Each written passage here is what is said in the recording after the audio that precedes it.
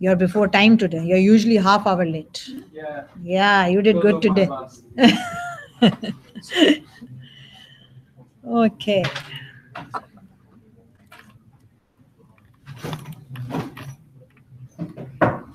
Okay, so let's start.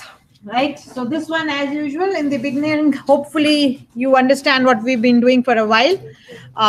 Seems like I've been lazy. I didn't put my comments anywhere. Anyway, no marking for me, so that's okay. So basically the purpose of today is to create a database and a table therein to store information about donations made to a political party, and then to alter the table and update using string functions. So you have altered tables before. You've done it in an assignment before you left for the reading week. You've done it in your exam. And I must point out in the exam that 90% of the class, when I said designate title ID as the primary key, 90% of the class used the change verb, right? So you said change title ID, character 4, and make it the primary key. There is a way of adding a primary key. So if a field is already present and you want to say, oh, that's the new primary key, all you say is add primary key. And I've given that feedback to most of you. What you've done is not wrong, but change takes more time than just saying, oh, you are the primary key now. Right? So we want to do things efficiently, because keep in mind that database is talking about huge data, and it's working with a lot of data. So the better code we write, the better it is, right? We want to write efficient code. We want to learn how to work efficiently with huge amount of data. So the I haven't docked off marks for anybody unless it was really wrong in the sense you changed its type or you made it auto increment, which was really not required. It was just I just said designated, make it the primary key, give it that designation, nothing else. But 90% of the class did the change, modify, not change. I think I saw a couple of changes also. But add primary key is how you can just add a primary key to a table. So we will learn how to alter the table again today, though again, you know quite a bit of it. But today, the more important thing is using string functions, right? So as I said, I can't do all of them. There is a long list. And again, you can go to the manual and look at all that is available. Whenever you need to look it up, it's very similar to what you see in other languages. And you've done programming fundamentals, and I'm sure you're doing intro to Java now, right? Second semester? Are we in second semester, you guys? Right. So you are doing intro to Java. So string functions are something that are available in all languages. Similarly, there are date functions, right? Like year and month is something you used in your exam. And again, let me repeat, date is not text. So whenever you have to use a date, like a date written in quotes, you have to cast it as a date. But if you're using a field name that is of type date, then you don't have to cast it. You're using a field which was of date type, then you don't cast it. You cast it when the data is in text, in quotes or something, or as a number, and you want to cast it as a date. We didn't require any casting in the exam. I figured out afterwards, though there was an instruction there. Okay, so we've set up our environment. We've created a database. We've dropped a table if it exists. And I've created a table here. And just for the heck of it, nothing else, instead of writing primary key here, I've written it as a separate entity here, which is allowed, right? You will see this notation being used more and more when we start using composite primary keys. So this one only has a single primary key. One field acts like a primary key, so you can put primary in front of it and it will work, and it works, we know that. But when a combination makes a primary key, then you start using this notation, because you have to name two fields and you separate them by comma, because you can't put primary in front of two fields. It's not allowed. Remember, a table can only have a primary key. So this is a small table. I took a very small example. The emphasis is again on string functions rather than on anything else today. Okay. So there is an ID which is int. I could go unsigned because it's the primary key, and it makes no sense having a signed prime ID. Then there is a first name and a last name with varchar, and then the recipient, the political party, which is just a varchar 255, and that's what we want to kind of work with. The data is untidy in the sense of how it has been input by whoever did it, or maybe it was, converted from another source or whatever it is. So the names are okay, everything looks okay, but the recipient, which doesn't need 255 anyway, is kind of untidy in the sense there are blanks in front, extra blanks on right or left, or Simco North has blanks right in between. Unfortunately, we can't remove blanks that exist in between unless we really work on it. We write a program for it. But that's, I just want to neaten it up. And what I want to do is I want to put the name of the party in a different field and the riding in a different field, right? So that's my aim. Right now, they are together. So the recipient is together, the riding and the party names are together in one field. I want to break them up. So definitely I need to take it and split it. And if you notice something, which you should, because we will need it, if you have to do something on data, you have to know. Now you can peek in the data. Now you're allowed to peek because I have to split it. So if I have to work with this data and I want to split it, please notice that they are separated by a comma. So data could be separated by comma, by colon, by semicolon, by tab. There would be something to separate data, maybe just a blank also, and that way you know where to split the data. So we have to know how the data is saved. In this case, we can peek in the table to see what it is. So my first job would be to create two new columns, one for the riding, like Barrie, Simcoe North, and London South. That's where it is, riding, and two, the name of the party. So I'll have to create two new columns. Then I'll pick up this column called recipient.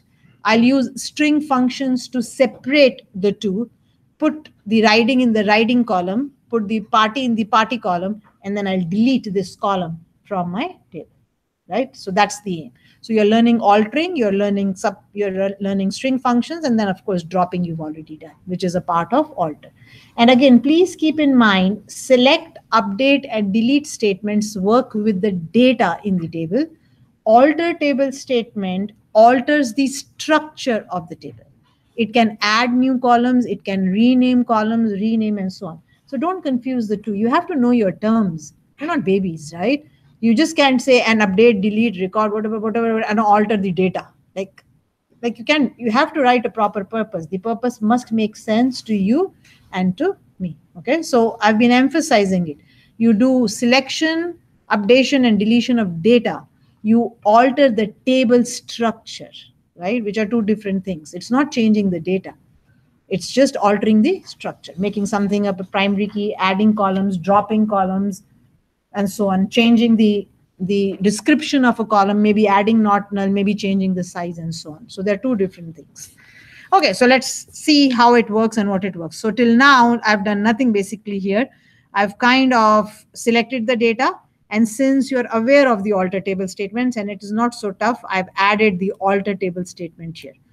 Nothing else is given to me. I'm not saying they are not null or anything. They are not unique, of course, right? So that's the information that put the riding in the riding, put the party name of the party in the party. I've taken varchar 30. You could go 40 or 50. Really doesn't matter. That's not a big deal. And I do a description. I do a describe whenever I want to describe the structure of the table. And I do a select, and it selects the records in the table. So your comments cannot be wrong. And second, which has happened in a few midterms for sure, I'm saying please describe the table, and your answer is describe the table, and you're also writing a select. I'm not supposed to check which one is right. For me, it's wrong. Maybe you mean select. You know what I mean? So therefore, whatever I ask is whatever I need, especially in an exam.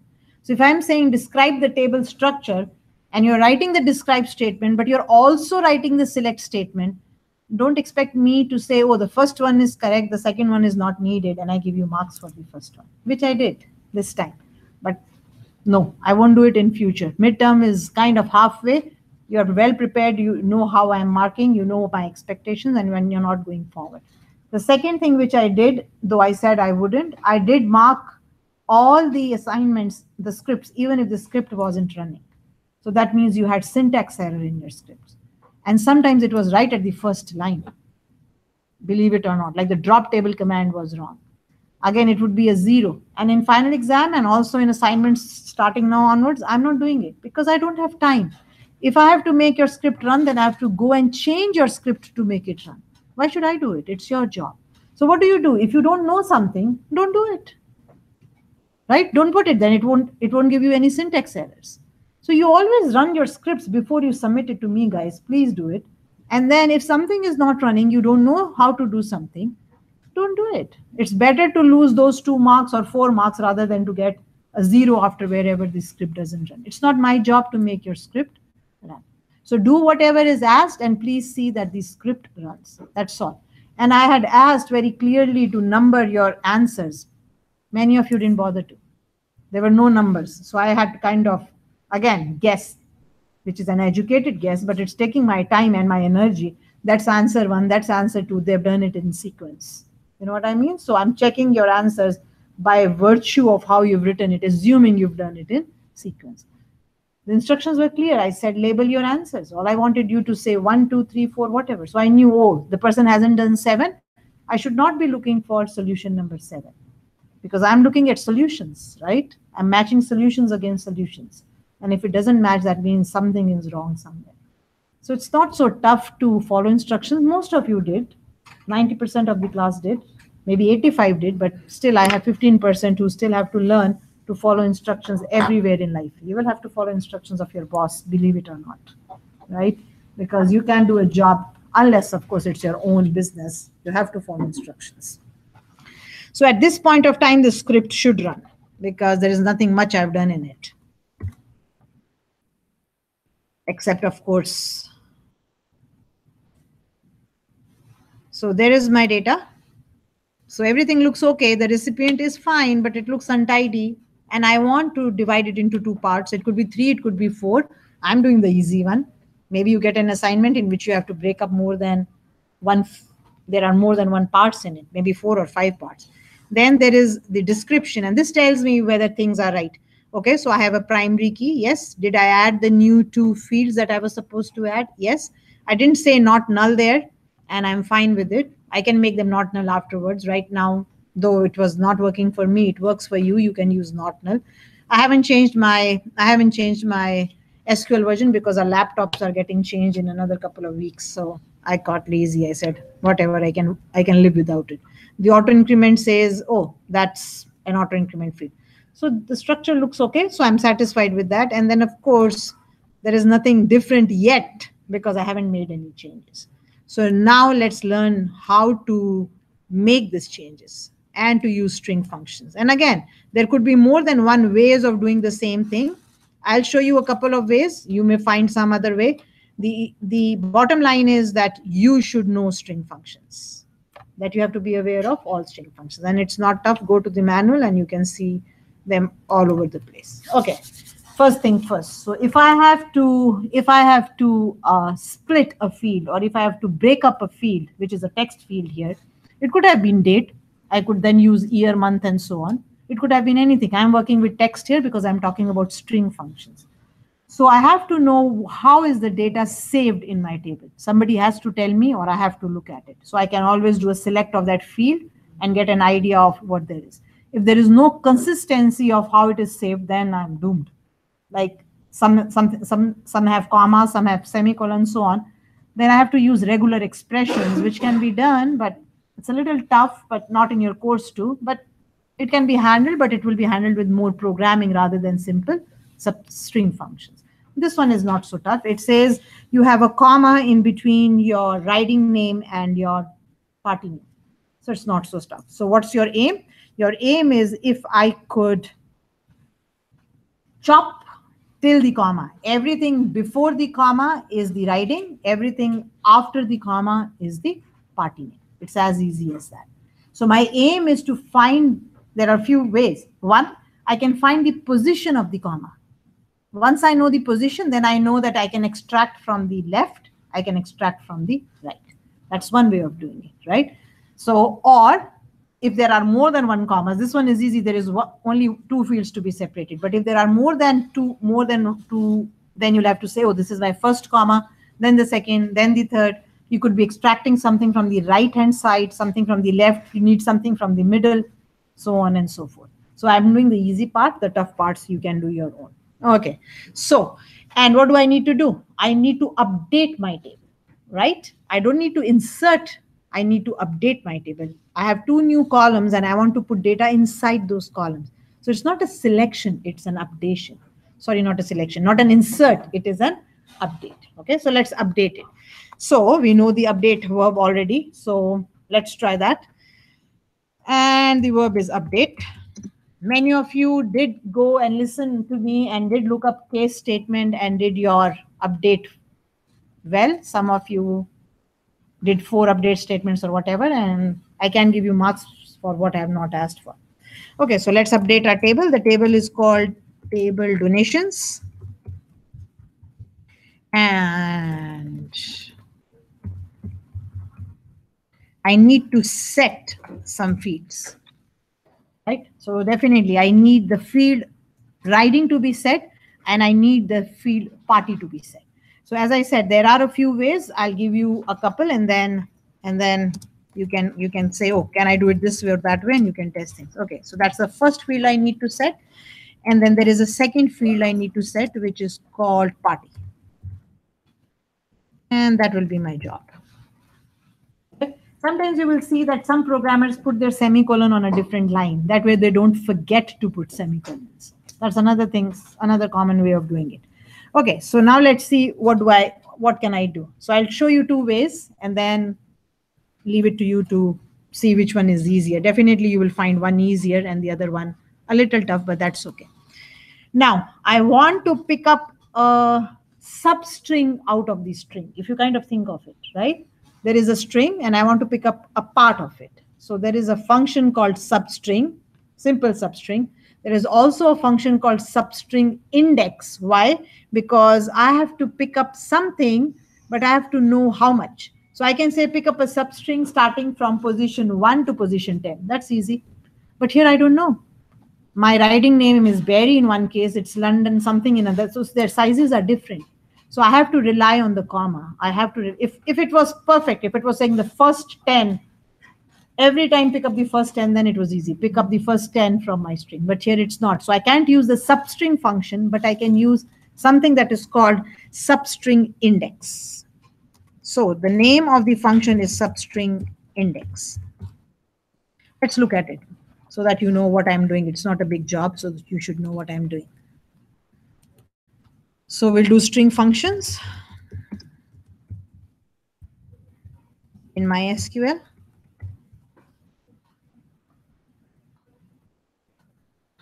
I don't know what this 8.0 reference manual is, but anyway. So there are these string functions.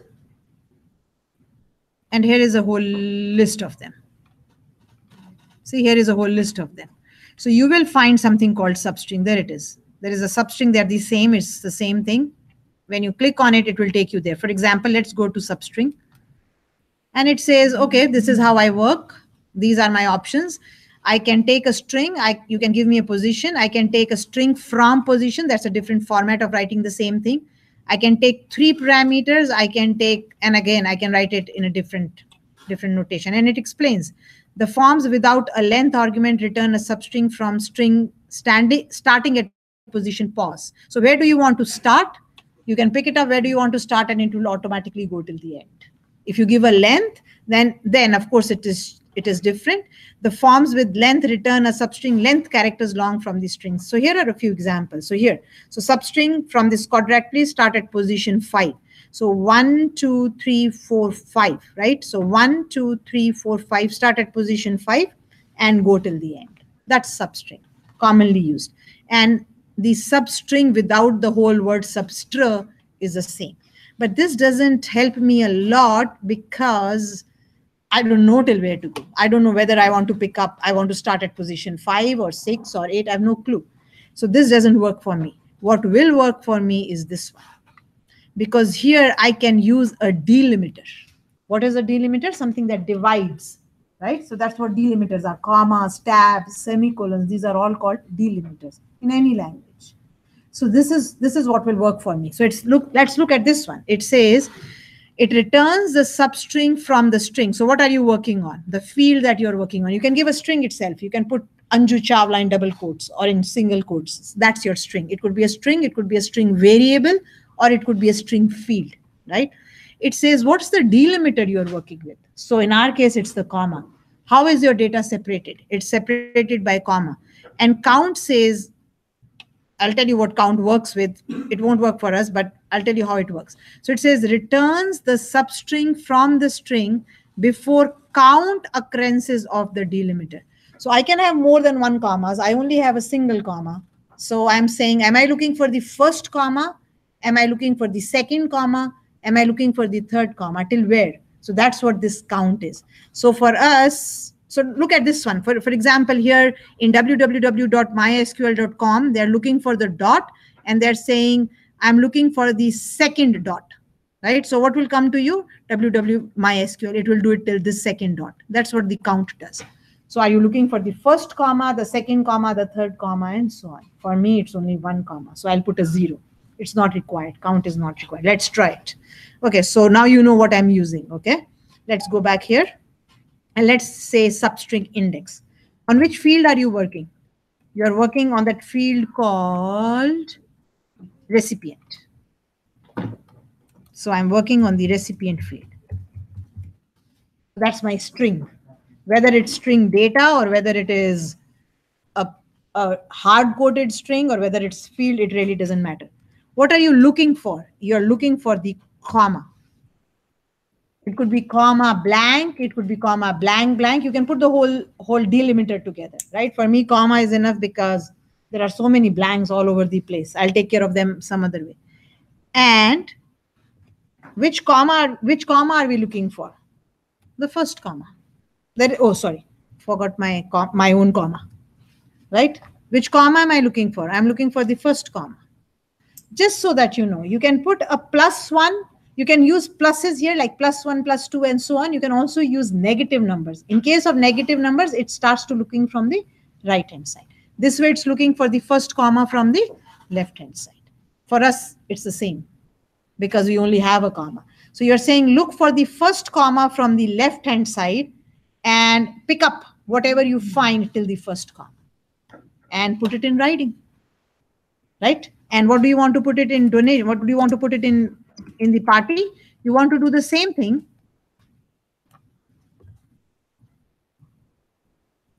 But in this case, you want to start looking from the right-hand side. So you will put a -1 here.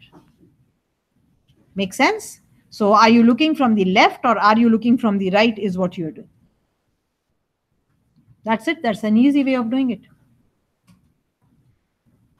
You can use -1, -2, -3 as you go from right to left. You can use 1, 2, 3, 4 as you go from left to right. Both are possible. Let's try this and then we will see how we can improve it, right? So I've set the writing and the party. I've still not removed my field. I've not dropped it yet just to see if everything is going okay.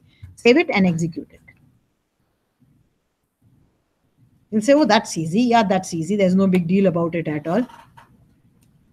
There it is. I have Berry, Simcoe North, and London South in riding, and I have Liberal Party, Conservative Party, and NDP on the right. Now, I could make it a little neat. Notice how there are extra blanks on the left and the right of Simcoe North, of Liberal Party. I see some blanks. What do? Do you remember the function that you can remove extra blanks from right and left? Trim. Perfect. Use the trim function on it.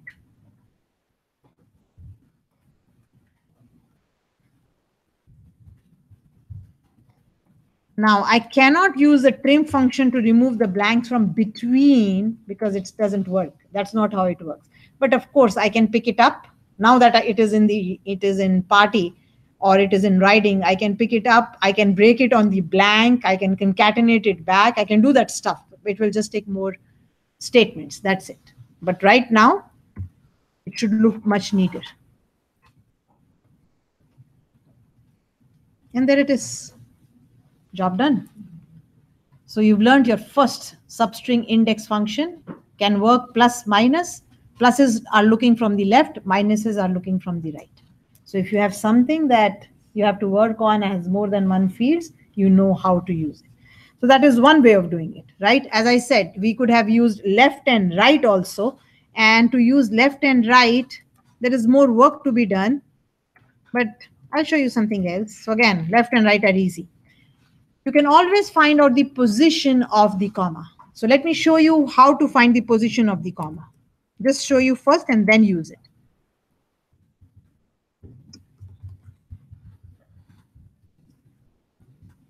Right, so I'm going to use a select statement here, which you've never done before in the sense that you've always used select on on fields, but I'm using select on, like I'm just putting the function right there itself, which can be done. I'm saying, and I'll show you that in string function in a minute. So I'm saying I want you to select the position of the comma in this field.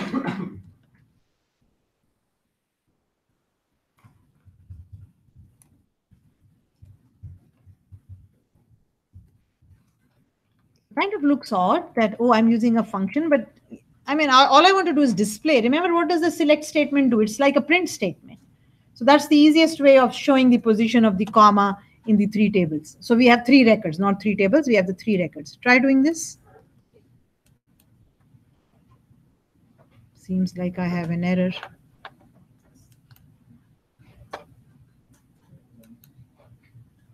Because if nothing comes up, oh, spelling doesn't exist. Donation, oh, TBL, B is missing. Come on, 40 eyes watching me. Can't you find my error? And I find your errors all the time. There. Okay, so look at the answer. In the first record, the comma is occurring at position 13. In the second one at position 22, and in the third one by chance again on 13, but it could be anywhere. But this tells you where the comma is present in your data. So now that you know what in-string does, I'm now going to write another way of extracting data, right? So I already did one. So this was just to show you what in-string does. Again, you don't have to rely on me at all. You can always go to here, look up the function in-string and see what it does. So you have left, right, replace. There's so many. Like I haven't used all of them myself. There is a mid, left, and right, and so on. Anyway, let's come back here. Now let's do another way of doing it. Let's see if I can find another way of doing the same thing that I just did. So I'm repeating it, but that doesn't mean that like you have to repeat, give me two answers for everything, but this is just for you. So let's update it again. So we know this one is working.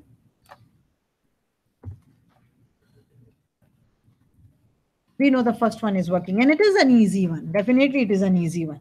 So you will never even think about doing the next one, but what it will allow me to do is that it will allow me to show you one more way of doing it. And again, you don't have to bring the party right under riding. It just makes it neater. So we've already learned that trim will be needed. Come on.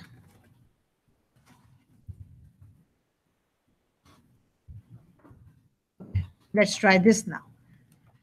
Once you know the position of the comma, so it is at 13, you can use the left function to extract the first 12 characters because you know where the comma is, right?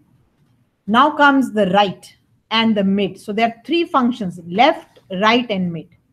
Now you know the position of the comma is 13, but then you don't know how many characters are after that 13. You just know that there are 12 before 13, which is easy.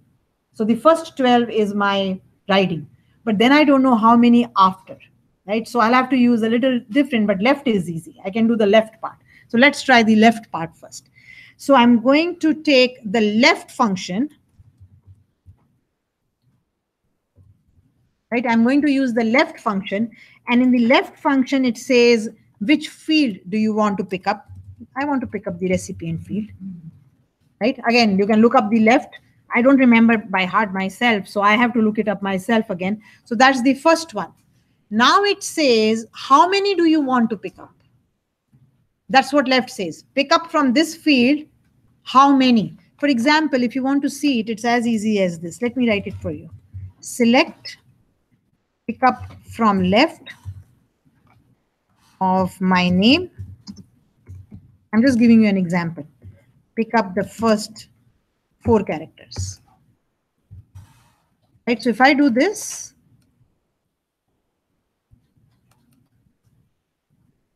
so what did it pick up? The first 4 characters, which is Anju, my first name.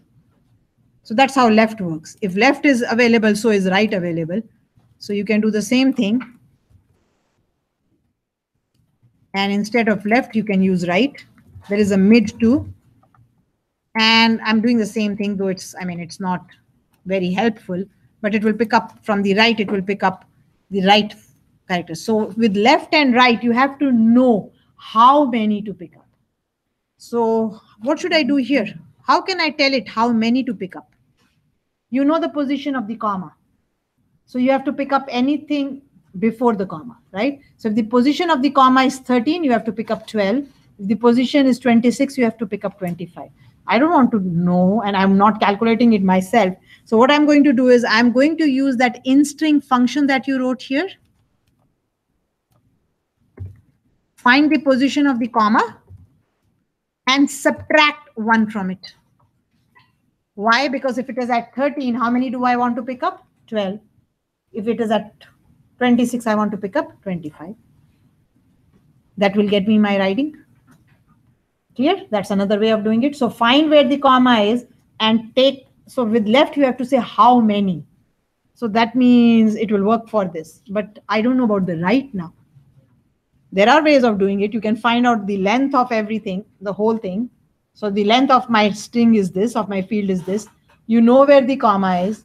You can subtract that and you will know how many are left on the right. It can be done. It's no big deal at all. So we can do that way also. Or the other way is you can use the mid function also.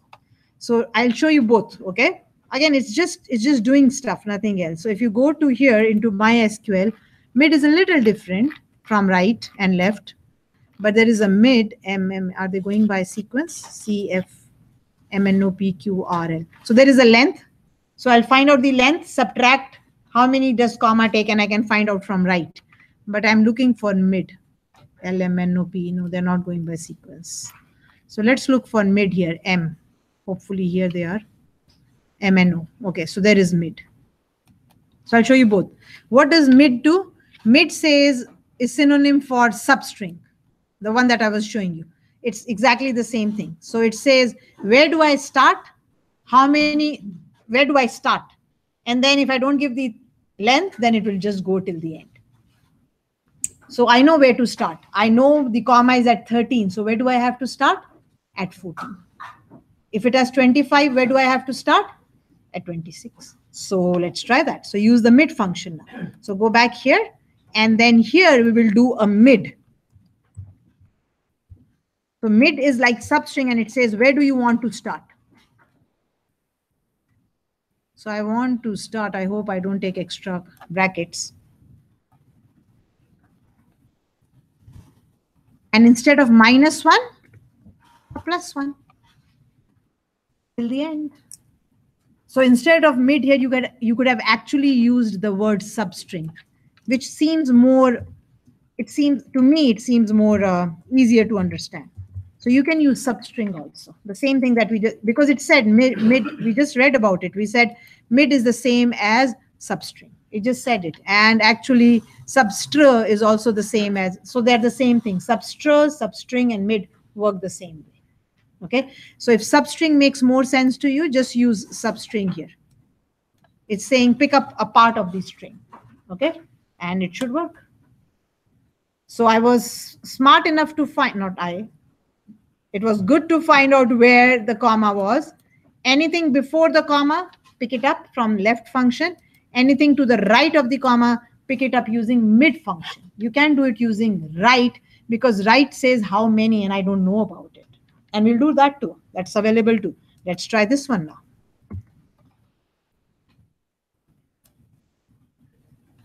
And I should have the same answer, of course. You'll say, yeah, I do have the same answer, but this one is taking over this one. So definitely the second one is working. The first one was already working. Now the second one is working. Therefore, I have the right one, right? You can try to if you like. It's not a big deal at all. They're both pretty much doing the same thing, right? They are both doing the same thing. As I said, you can do one job more than one ways. And therefore, there is no end to how you can use it. So I can use the substring function here. And it will still work. Because mid is same as substring, right? We just did that. So this should also work. So if I kind of only run this part, it should also work. No, I have an error. Unknown system variable riding. Oh, what the? Okay, if you don't like to work that way, let's work this way, which is very strange. No, I have an error. Unknown system variable writing somewhere. Where is it giving me? In the left one? Oh, that means I had an error here. Wasn't it called writing? Yeah, it was called writing. What have I missed, guys? Put your eyes together. Unknown system variable writing. Okay. I see what I've done. I forgot to update here. What an error. Like what to give, right? This is missing here. Come on, Control V here. We update and it's saying system error, whatever here. Okay, now we are okay. I'd forgotten to write update. Okay, so this one, the mid one was already working. And now I'll show you that this one also works. Hopefully no errors now. This one also works, right? Now, if I wanted to use the right one, the right function, which is a little more work, think about it logically. Mathematically, not everybody is bright. So if an easier function is available, we are fine with it. But mathematically, if you think of it, if you know the complete length, and then you subtract till where the comma is, what are you left with? What's on the right? So you can do that too. Let's try that one then. So we'll take the same thing again, and we'll use a different function.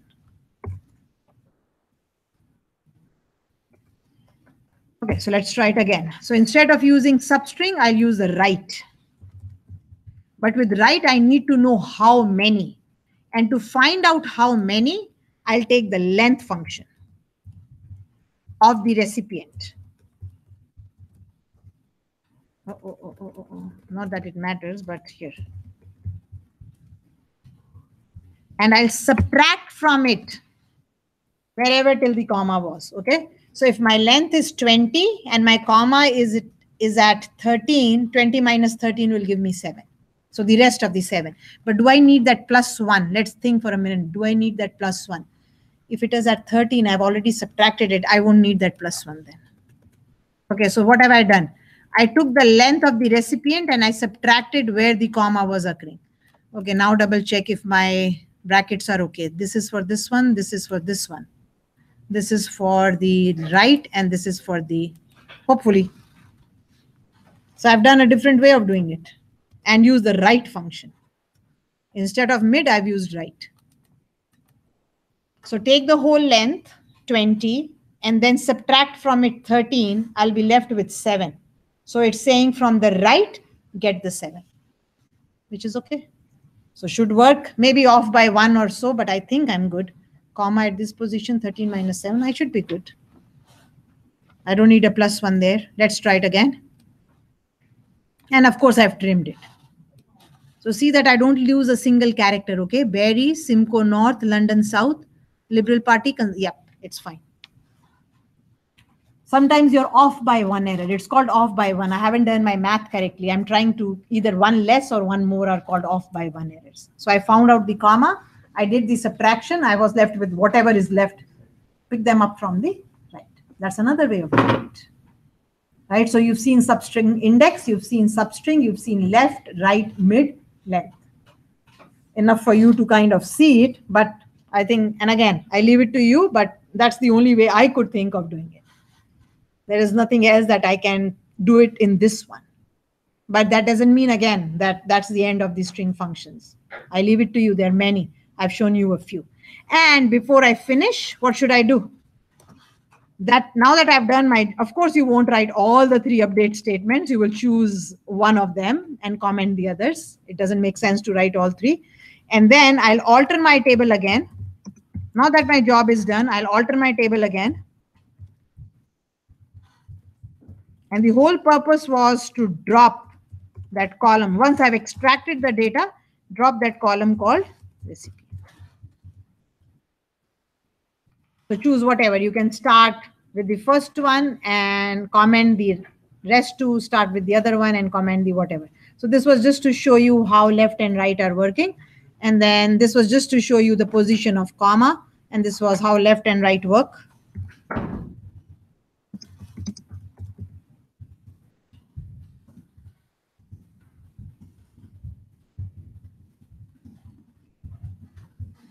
And this was just using mid. Mid works like substring.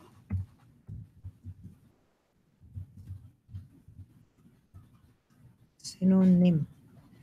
But sometimes I forget my spellings. NYM, right?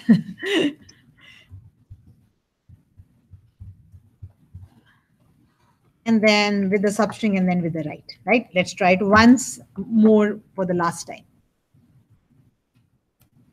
The column should go from the description. There it is, right? So the column has been dropped. Now, you may require to keep it is something that you can. It's not necessary that after I extract that, I have to drop it. But I just wanted, that was the whole purpose. It was very untidy. It was information that was not very helpful to me together. So I kind of created more columns, separated the data, and said, here you go, drop it at the end. That takes care of string functions from me. The rest is up to you, okay? Because I can't keep doing more and more. You know about the concat, upper, lower are something very common. You can convert anything into upper, anything into lower. So if I wanted to kind of just convert my name into, like here, just select and convert it, I can do that. So it's not a big deal. I mean, these are things you can, I'm sure you are programmers. I'll write my name in small here so that upper makes sense.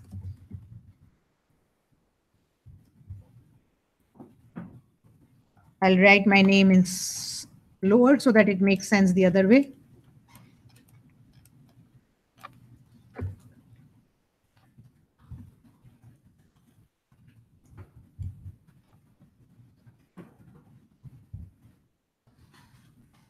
There. So if I execute these two statements, length we've already done. So if I execute these two statements, my name will be reversed, right?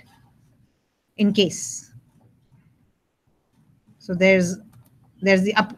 Of course, it's looking very untidy because I haven't given it display names. Oh, that's another thing that you should, only again, a couple of students. What are display names? Display names doesn't mean you're going to alter the table.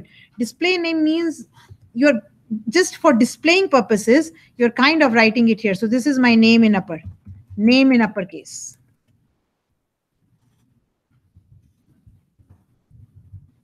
I mean, better than seeing that function. These are called display names. So in one of the questions, in one of the select statements, you were asked to give display names, and a couple of students, again, only a couple, which I'm glad, said, oh, do I have to alter the table?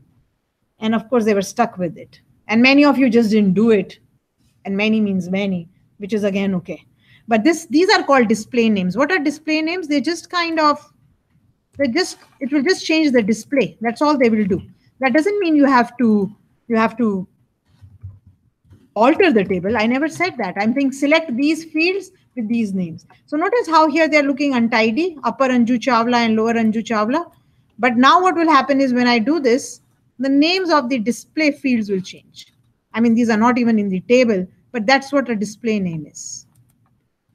So when I say select something from the table and I say, please display the column headings as, all I'm doing is I want you to do this, not alter the table. And kind of think of it. I'm putting blanks and everything. Can field names have blanks? No. So how are you even thinking that, oh, the table has to be altered? I mean, with blanks, what is she trying to do? So, I mean, don't even think that way. These are what is called display names, and you can do them anywhere or everywhere, wherever you do a select statement. For example, this one was not very helpful because there's nothing that I made a selection of, but those are what are called display names. So there, that takes care of string functions. Okay. So you have an employees also from me, but I see I've done concat, which you know of because you've done it in an example. I've done upper, I've done length. Substring is the same as mid. So I'll kind of ignore it, right? We won't do that because it's more than enough in the sense that I've done it. I've done quite a few with it.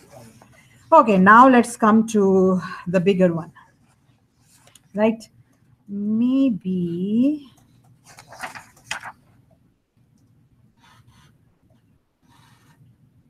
let's do this one first. 1258. We'll do this one first. Okay. Open up your grade center now. The one that says grade center. So this one is done. I'll put it back on Blackboard when I'm done. Okay, so open up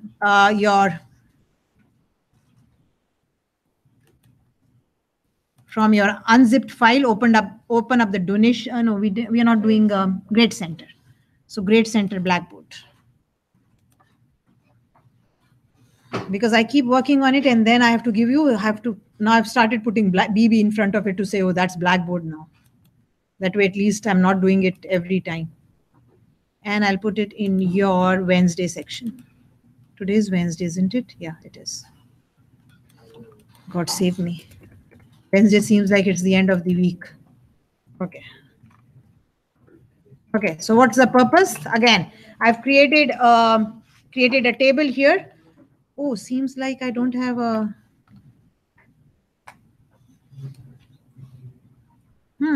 Oh, it says alter the table to add a primary key. I'm saying I don't have a primary key.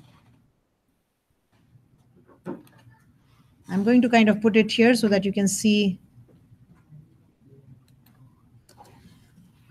the purpose. Okay, let's look at what it says. It says to create a database. We all know about it. We all know about tables to store grades of students in various courses. And the aim is I want to find some tutors for my tutoring center, right? So who am I looking for? I want to look for all those students who have scored 80% or higher in at least 2 subjects. So maybe you do 6 subjects in a semester, right? And I'm looking for tutors, but I'm looking for only those people who have scored at least 80% in 2 subjects, not only in 1, but 2 or more, and at least 80%. So 80 plus, like when you get to that letter from your wherever, right? That dean's letter, same kind of stuff. And these people can then become tutors or can apply for tutors or whatever. So I'm looking for this. I have a huge database. You go to the tutoring center, you say, oh, I'm looking for tutors. I'm looking for somebody who can teach me, say, intro to Java. So what do? They look, I mean, not in our college, of course, but they look up people. Oh yeah, these students have done Java in this semester. They had 80% and more in it, but maybe it's just Java. Let's see some other subject. So that's what I'm trying to do here. So you will learn a couple of more things in select statements. I don't have a primary key. It says alter to table to add a primary key to the table. So let's look what I don't have. And it says add. So that means I'll have to add it. Display a list of students who have scored 80% or higher in at least 2 subjects. So 2 subjects or more. Further display the average mark of each student. So there are a few things to done, though only 2 statements. Okay, let's look at the table. Every student has a first name, a last name, a student number, a course, and a grade. Now that student number very well could have acted like a primary key, right? What would have I done? I would have said alter table and I would have done an add primary key. But again, if nothing is given, you can make your own choice. And to me, student number is a good choice to become a primary key, right? So let's do that. Now, I have copied this data from somewhere, so it's not my usual way of doing it, but you notice that there are whatever, 10 or whatever number of insert statements, which can be done. Like some people do it. I've picked it up from somewhere, so I didn't bother to change it. It was too much work. So it's sitting right here as it is sitting. I didn't change anything at all. So I have a varchar, a name, a last name. I have a student number, which cannot be null. I have a course, which cannot be null. And I have a grade, which is tiny in because there are no marks greater than 100.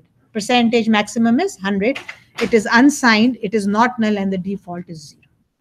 Right? So it's not a huge kind of table, but everything looks okay to me. Character, I have gone with character for student number. And I have mentioned this before also. For fields that look like numbers, like phone numbers, student ID, it is not always a good idea to make them integers, because integers are more complex, right? Strings are easier to work with. Plus, you can also do string functions on them. So I have stuck with character here. You could go varchar, but again, student numbers are always of the same size. So I've stuck with this. And with course also, I've stuck with character 8 because I've used comp, and then comp is 4. And then again, all our numbers are 4. So keeping that in mind is what I've done here, right? I haven't used varchar because it made no sense to me. So I've stuck with 10 and with 8, both of character fields.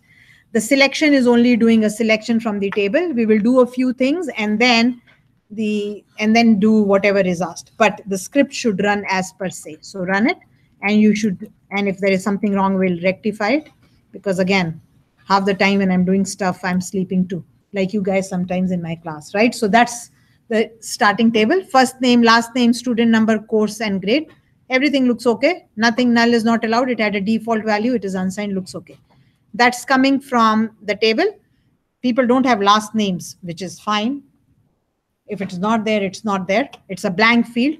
Result 3 is not a big change because we haven't done stuff yet. And again, there is no change in the data just because we haven't done anything yet. But before, we will now start doing things in the beginning. Okay, so let's come to the first job first. It says, is this table in the first normal form? Definitely no. Remember your definition of first normal form? It says that it should have a primary key and there should be no repeating data in any field. I don't see repeating data in any field at all. First name, every person only has a first name, a last name, a student number, a course. In this one, I haven't said courses, and a grade. So there is repetitive data. For example, look at the data. If you look at this Flynn is, the data is occurring at two places. Flynn is taking COMP 2003 and also COMP 2007. Now, this is not the best of design. Why? You tell me why. I mean, like a layman, tell me, why is this not the best of designs of this table? Do you see repetition of data? The name is repeated. Her ID or his ID is repeated. The courses are different. That's okay. But if I said, oh, I'll put the courses together, then came the problem of repeating data in a field. So there is a better way. I'll have to take this table and I'll have to split this table. But right now, we will learn that maybe a week after. And that is where we come into joins. But for your information, this is not the best of the designs because repeating data is never good. So for example, for whatever reason, if Fletcher decides to change his or her first name or last name, I'll have to say, oh, where are you everywhere? And go and change it everywhere, which is not good. Repeating data means changes have to be done repeatedly. For you, it may be easy. You'll say, well, I'll just do an update and that's fine. But logically, if you think, you're also wasting space, right? For the same person, you are keeping the name and the student number at more than one places, which is wasting of space. Again, space may not be important to you, but you're only thinking 10 records and I'm thinking trillions of records. So this is not the best design, but for my example, I'll live with it. Okay. Okay, now let's go and see. The next question is this table in the first normal form? No, because we don't have a primary key. So now let us add a primary key to the table so that it is in the first normal form. When I say add doesn't necessarily mean a new field is to be added. You could be designating a field that is unique, right? And we all know that in the table, the student number is a unique field. If not, if you can make that educated guess, you can add a new field.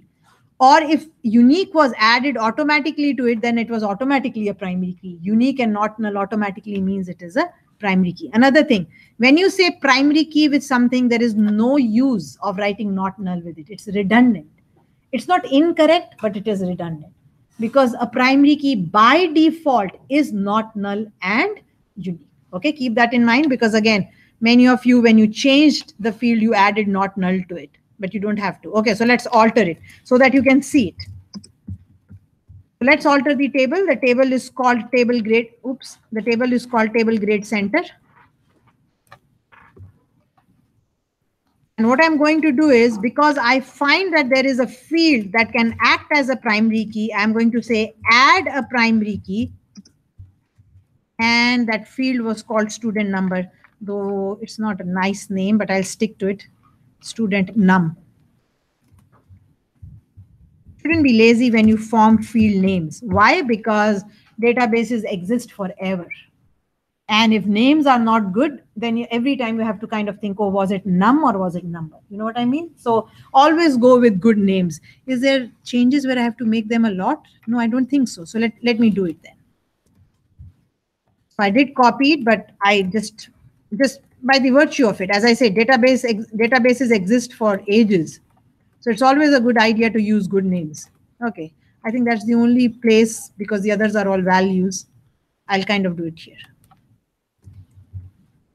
And that's all I need to do. I don't need to use change. I don't need to use modify. I'm not changing its name. I'm not changing its type. I just want to designate it as my primary. So this is the best and the most efficient way of doing it. Not modify and change. Okay. So it already was character 4. It's good enough for me. I don't want to make it auto increment or whatever. I have a field that I can use. So why not? And that does it. That becomes my primary key. Of course, if you do a description again, you will see that it comes up, right? Now let's look at this question and do it step by step. Understand it step by step and then do it. Okay, so what do you need to do in this? Think about it. What do you need to do? My first job is, because my records are occurring, the same person's records are occurring many times. My first job is, let me group them together. So all Anju Chawlas grouped together, all whoever Muhammad grouped together. I don't know many names. Parths grouped together. Felicia's grouped together. I'm just thinking names from everywhere. Anjali's grouped together, right? So I have to group them. Once I group them, then what do I have to do? Then I have to look up, do they have more than 80% in at least 2 courses? So I have to do a counting, right? I have to count. So I have some records for Anju, could be only 1 record, then that person is out automatically. I don't even have to look at her because she only has a record. I have to pick up all those groups in which there are at least 2 records, 2 or more records. Then I have to do a counting. So count should be greater than or equal to 2. After that, my third step is, once that count is greater than or equal to 2, then I have to see, are your marks greater than or equal to 80? And then I know that, yes, you're ready for tutoring. So a few things to be done. Grouping, counting, and then checking if the marks are greater than 80. So step by step, understand it step by step. Okay, so what am I interested in? Of course, I'm interested in their name. You could concatenate the name if you like, which would be good to have. And we can also use the concat function. Right? That's another string function. So take the first name of the student, and it was called first name for your information. Put a blank in between.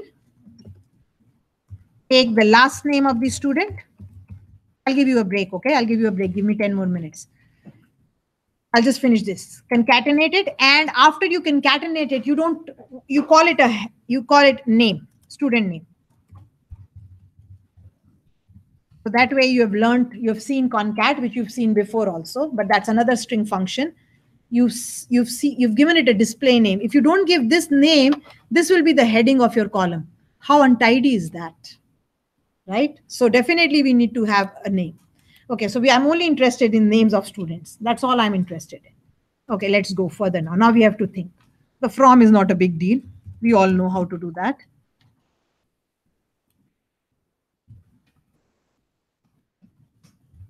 Of course, there's not everything you've learned yet. So we'll have to learn a few things now. Okay, now, the where is also not something that you haven't seen before. The field was called grade, I think. At least 80, it said. Yes, at least 80. So greater than or equal to 80. That also looks all okay.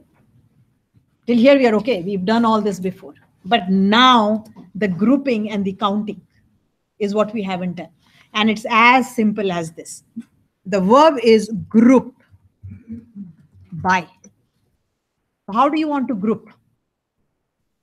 You tell me, how do you want to group? Come on, let's hear. Wrong or right doesn't matter. How do you want to group? Come on, it's not that difficult. What are you trying to group? Okay, let me ask this way. What are you trying to group? All the students who are of the same name. Now, names could be duplicated, but student numbers won't be duplicated. So let's group by student number. So group by student number. Come on, you're intelligent students. Don't sleep in my class. You have lunch after 15 minutes. What was the field called? Student number. Oh, we don't need the brackets. Remember, we changed it to number, student number, hopefully. That's how you group it. So what are you telling? You are telling the system to group by student number, which is the right way of doing it. Don't group it by name. You definitely can group it by courses, because you are interested in those students who have scored 80 or more in 2 or more courses. So definitely you have to group students together. And I'm not using name, excuse me, because names can be duplicated. You could have the same first name, you could have the same last name. I could concatenate it and group it, but still the chances are, even if the probability is only 1%, the probability is I could have the same name. But there is no problem with primary keys. So whenever you try to group, if you can, if there's nothing else given, always do things on the primary key. Similarly with update. If I tell you to update the records, the best way to update records is to say where primary key is equal to this, because you will never go wrong. Keep that in mind, because primary key is that unique field that uniquely identifies a record. So that's grouping, not so difficult. English word group by. And now comes when I group, I want to group, but I only want to choose those groups where the count is greater than or equal to 2, right? Okay, so how do you write it? You say having, and let me explain what this having is. Having is always grouped with group by. So we say, we remember it this way. Having is to group as where is to from. So when you say from where, you are kind of saying, sorry, yes, I'm doing it right. So having to group and from where. So whenever you have a group and you want to put a condition on it, how will you put the condition? You will put it by saying having. Whenever you want to put a condition on the table, what will you use? Where. So therefore we say having works with group and where works with from. Keep that in mind and you will never forget it. So you can't, so if you want to put a condition on the groups, you have to use having and not where. So I'm saying having. Now having what? I'm saying I want to count my records, but we haven't yet learned how to count records. But for your information, there is an inbuilt function called count, right? There is an inbuilt function called count, and that all you have to use is, and what are you counting now? What are you counting? You're counting the course. And this count should be greater than or equal to 2. Make sense? So we say having is to group as where is to from. Now, if you like, you can always order by, because order by kind of is easy. You don't have to. And let's order it by now what? I've concatenated my field, right? I only have one field. So do you remember order by a number? Can I say 1 and it will order by 1, the first field of my list? And that's the only field that is available. Because it's a concatenation. So what do I say? What do I call it? Now you can, if you like, say order by student name, but it will give you a syntax error because student name is 2 words. If it was a single like name, you could have said order by name. But since it is a double word or more than 1 word, you can't use it. Easiest way is to use the position. You can see the position right here. So suppose, what is this one? Suppose there was a comma here and I was writing quotes, which is very silly. But what does 1 say? The first field. That's what it says. So that's what 1 means. Another untidy way is you can write this here. You can take this whole thing from here, and instead of 1, you can write it here. I find it very untidy. But again, I leave it to you. You can do it. To me, 1 is much easy to understand than writing this concat. But it will work. And again, as I said, this name will also work, but this name has to be a single character, single word. That also works.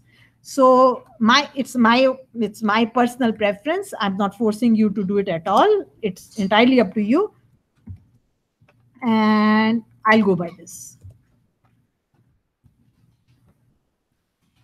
Right? So is it making sense? There were 3 steps to be done. I wanted to group. I've grouped it. I wanted to only group where the courses were more than 2 or equal to 2, at least 2. So I've given it using the having clause. So group and having is new in your select. It is an advanced select statement. But you will always remember this. If I want to do something on my groups, I have to use having. So I said group it on student number because that was the only logical correct way of doing it. Count should be greater than or equal to 2 because I'm saying at least in 2 courses. And then the grade should be greater than or equal to 80. right? So I should have some answers. I don't know, but we should have some answers. Let's try it. Is there something after that? Not yet. Okay, let's try it. Maybe I have a syntax error. Maybe I don't. I have a syntax error. Duplicate. Oh, there is a duplicate entry somewhere for the primary key, guys. Oh, good. I'm glad it came up. Why? This was my table design was poor. So if the same person's record is coming again, of course I can't make it my primary key because it's duplicate. So the design is poor. Because the design is poor, I have to do something else. Okay, so what do? I can do this. What should I do here? I can do this. Add a new column. Easiest. Which column will you add? Call it student ID or just ID. If you want to add a new column, what do? Make it a small int or an int or a tiny int, whatever. That's the only option. We'll make it unsigned. Makes sense. And we will make it auto increment. So though we said, oh, student ID is unique, and it is, but we forgot that the design of the table was poor. The design of the table is poor, so I can't make it my primary key. And anything else? Oh, of course, primary key. That is my only option. I don't have anything else. I can do anything else. I can make it. I can make the student number the primary key because of poor design. So if you want to make a note for yourself, please do so, because that's the first thing that came to our mind, and it was right. Student number is unique, but the table design is poor. So cannot designate it as the primary key. But at least you know how to make the primary key with the designation. You can comment it out and leave it for yourself so that you don't repeat that mistake. So student number is unique for a student, but the table design is poor, and therefore cannot designate it as the primary key. So we'll have to do this. That's the only thing we have to do. We have no other option. So whenever you have to add a primary key, the only option is auto increment integer unsigned usually. I mean, it doesn't make sense to put it. And if you want to start it from somewhere else, not from 1, we can always change our auto increment. Okay, let's try it once more now.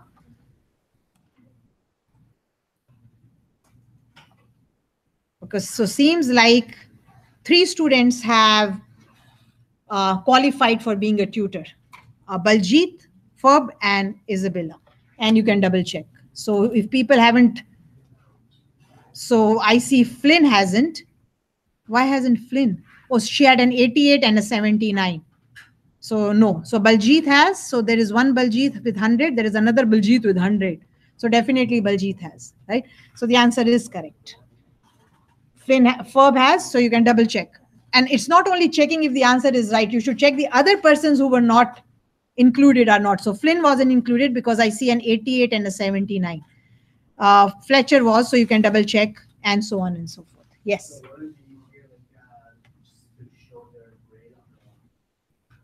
Yeah, but I cannot. Look why I cannot. That's a good question, but look why I cannot. The group by has grouped them, right? So when I group something, the group means the group can only have a value, but they have more than one grades. So I can show it. Right? Yeah. You have to be careful about that too. It is good that the question came up because sometimes you don't think about it. You're saying, oh, I'm grouping, let me also show their course and their marks. But it won't work. I can show it, but it will only show a value. And which one will it pick up? It will pick up the value that it finds in the first, whatever records occurs. So it won't make sense. It won't make sense. So grouping will always group something. When you group something, you cannot say, oh, show me all his or her grades or all his or her courses, because you formed a group with it. So you can show it, but nothing will work properly, right? So you can add if you like, just for the heck of it. So you were saying, show even if I show the courses or the marks, which was what grade. Let's see what happens. Do I see all his or her marks? I cannot. It doesn't make sense because this person had more than 1 mark. So it just showed the first record it found for Baljit, it showed it. The first record it found for Ferb showed it. The first record it found for Isabella had 90 in it, so it showed it. It just shows wherever it finds it first. So Isabella should occur somewhere with an 88 also, but it showed the 90 because it's the first record it showed. So it doesn't make sense. It's not correct. So, I mean, the answer is not correct because logically it doesn't make sense because grouping by is only forming a group. Be careful about that, right? Okay, so that's done. And now this is an easy one. Find the average mark of each student rounded to 1 decimal, display the full name of the student as student name or whatever, and so on and so forth. Let's put it here. But what I'm trying to show you here is average. So this is an easy one. We can quickly do it. We can do a select here. We already have it, so copy it. There's not much to be learned here. The first one was more learning process. And then that's what we want to show. And the average mark of the student. And it is saying average, display the full name and the average growth and average mark of the student. Now we don't know how to do average, but again, if there is a count, then there is also an average. And it is called EVG, right? Now, take the average of what? Grade.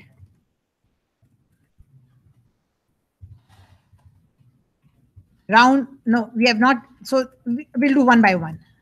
I'll show you one by one. And it has to be called average mark. One by one. Wait for me to do the rounding. It says 1 place after decimal, okay? So we'll do it. And from what table? From this table.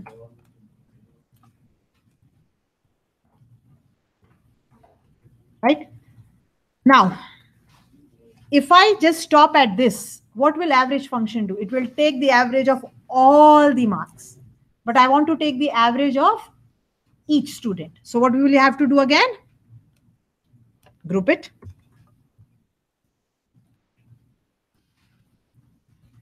Because average of each student, if you don't do it, it will calculate. Average gives you one value. I'm not saying average of the class. I'm saying average of each student. So for average of each student, I will have to group them. And then again, if you want to order by, this time let me order by a different way just so that you, hopefully I'm right.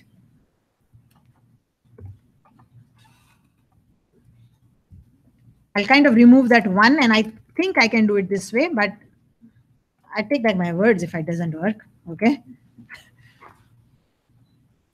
Make sense? Try to remove the line 77 and you will have one name and one average because one average is like average of something is only one. Try to remove it. See that you understand it. So stop, try to do only this. Let's try to do only the first 2 lines and let's see what we get. Okay. You can always select and run it. We've already run the first one. So let's try to do this. That's what happens. Average is only a value. So it will give you a value. And whose name does it pick up? The first record. It just picks up randomly. Not randomly. It picks up the first record. So we definitely need a group by. Okay, so let's do a group by. There starts making sense.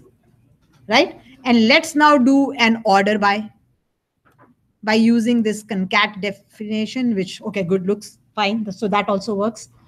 I prefer the number, but you can pick up the whole field, it works. But what did I extra say? I said, I want to see the average with only one place, rounded one place. Again, programmers should know that there is a function, right? So the function for your information, there is another way of doing it. I'll do it this way, then I'll show you another way. So you round it and to one place of decimal, there, as easy as this. Though there is another way which I think I know, but I can try, okay? Using the casting function. So let's try it again. Should work. So 100.5, oh, there is not much to do to check, but rounding does round well. Like mathematically, it will round it, okay? Just so that you know, though rounding is what you will use, if I'm not mistaken, you can do this. You can say cast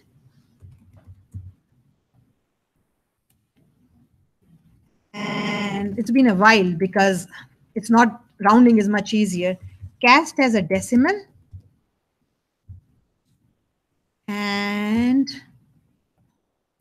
so we are 100. 100 is the maximum. 4,1. This should also work.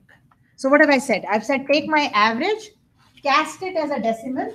It was already a decimal, but I mean, what I'm saying is like 4,1 says 4 is the total, one place after decimal. Why did I take 4? Because the student had the maximum mark is 100. So 100, 3 places before decimal, 1 place after decimal means 2. You could even use float here. Decimals are usually used for money, monetary. You could use float here. It's not necessary to use decimal. But marks are as important as money, right? So we'll keep it decimal, but you can use float. And this, I think, should also work. But it's not very intuitive, right? Casting, it's not very intuitive, but it gives you an idea that you can cast anything, like we did it with date, but you can do it this way also. And let's do it. And we should, of course, get the same answer unless I've made a mistake. No, so I'm okay. So I remember my casting. So you've used cast before. You've taken a text field and cast it as date. But here it's just a different thing, just to show you that you can do casting like this also. So I've taken an average. I know it will be a decimal, because when you take an average of something, it is usually a decimal. Even if your numbers are integers, averages can be decimal. I can add 2 plus 3 plus 7, and my average can still be a decimal. So always keep that in mind, that whenever, even if you're working with integers, I have my grades were all integers, but I chose to go decimal because I know that averages can be decimal. So you can use decimal, you can use float, really doesn't matter, but round is more intuitive, right? Okay. Okay, we'll take a break of 20 minutes here. You have your lunch, I'll have my lunch. And then we'll meet again in 20 minutes. And we will do the third one, the cookie sales. Okay?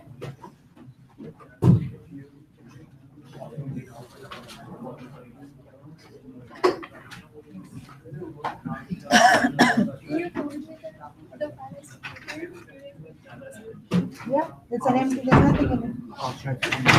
No problem.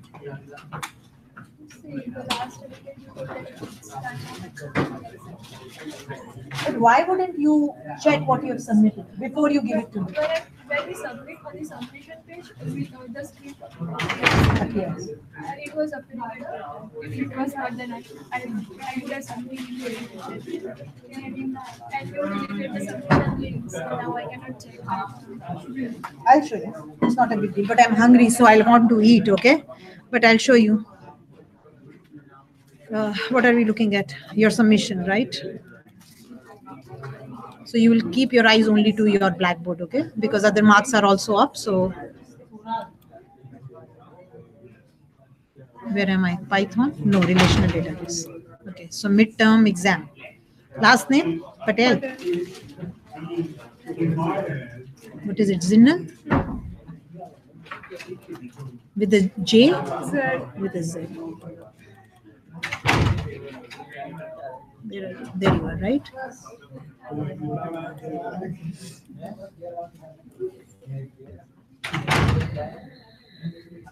So there is your SQL. There is what should come up. Nothing comes up.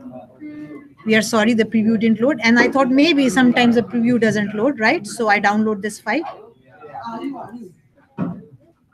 And I'll just put it on the desktop so that you can see. Oh, I must have already put it, but there it is. Let's replace it. And let's find you now. Where are you? It's an SQL file. Yeah, there it is, right? Let's open it using TextPad just so that.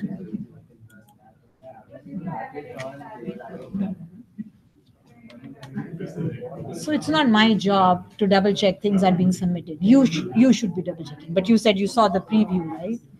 And this is what I have. Okay. So now what you will do is this. Okay. Now open this up for me, TextPad. Oh, yeah, notepad will do. Yeah, that's one.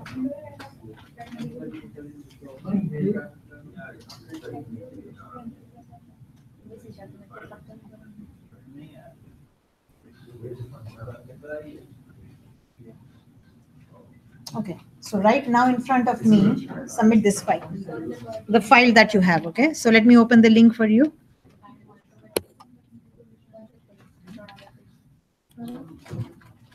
So wait for me to open the link.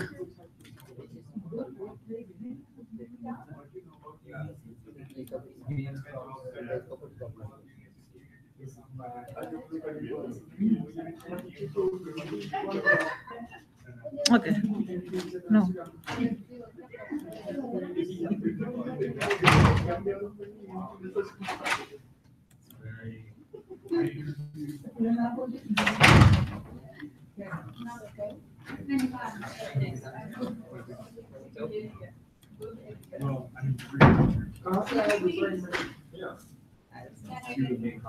Okay, go to Blackboard. Open up assignments.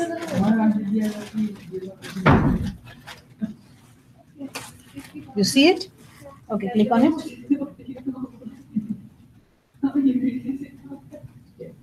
Okay. So how do you submit? Start new. Okay. Browse your computer. Let me go where you are going. Let me see where you are going.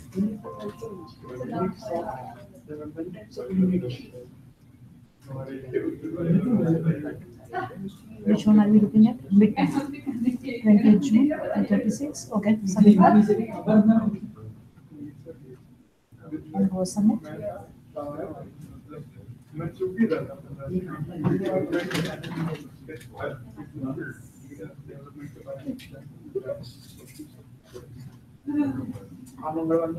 Okay.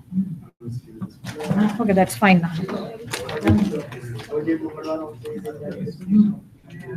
Thank you. Let me double check I got it, okay?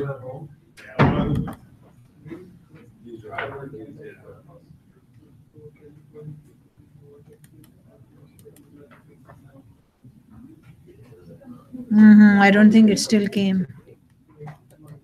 It's again giving me a...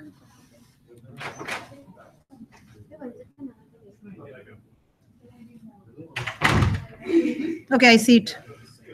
I'll mark it, okay? Whenever I have time, I'll mark it.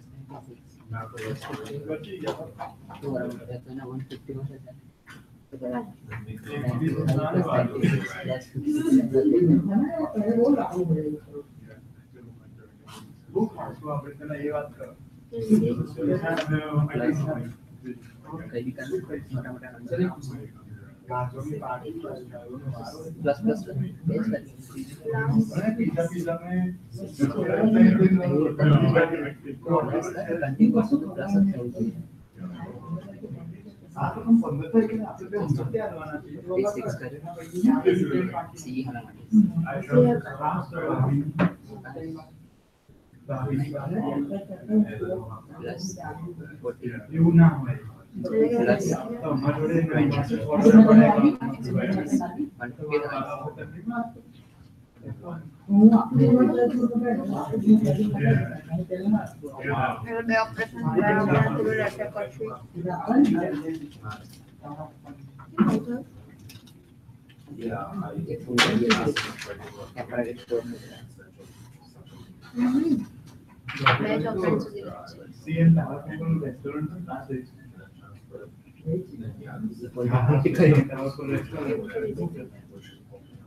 જ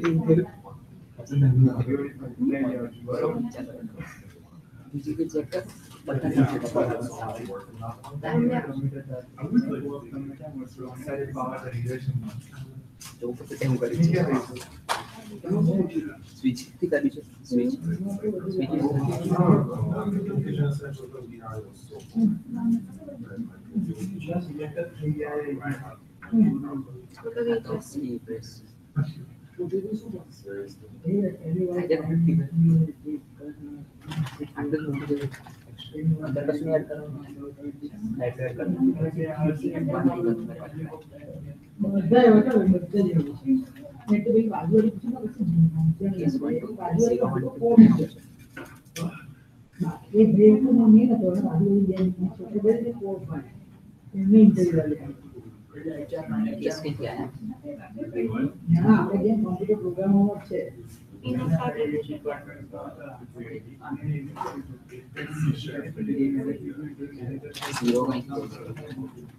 zero સામે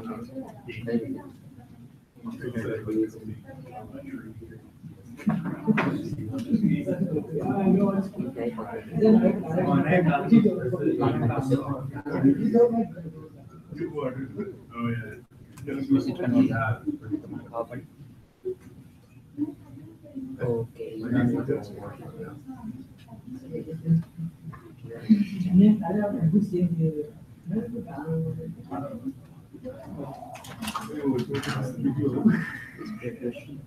empty કરી operator addition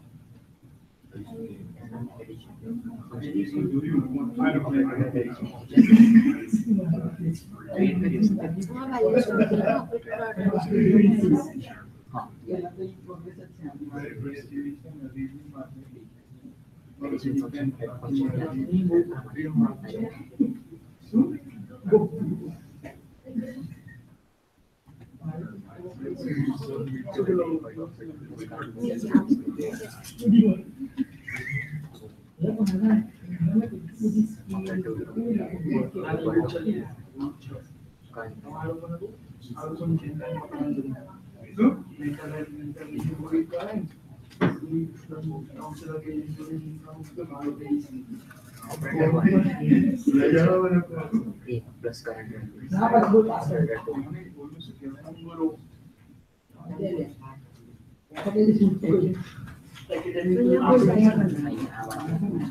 બરોબર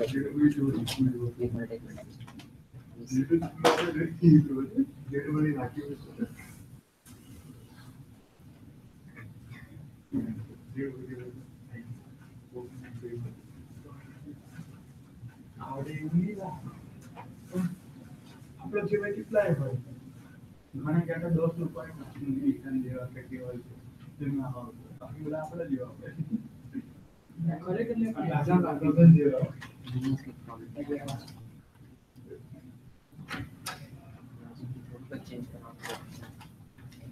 operator 2 છે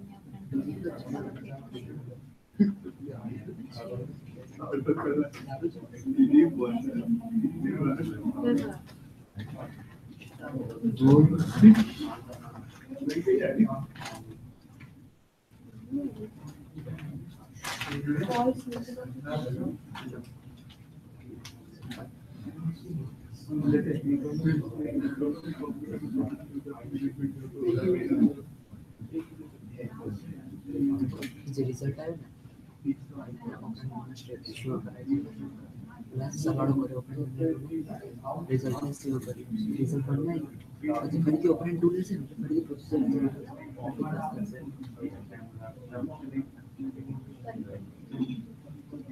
जो result ने save કરાય સॉरी total કરી બને 1 અને 2 જે રિઝલ્ટ છે ને એને પાછો 1 માં સ્ટોર કરવું ઓપન માં રિઝલ્ટ સ્ટોર કરવું એટલે ફરી પ્રોસીજર થશે એટલે ઓપન માં આ રિઝલ્ટ થઈ જશે જે નવો રિઝલ્ટ ઓપન બનાવીને સેવ ટોટલ કરવું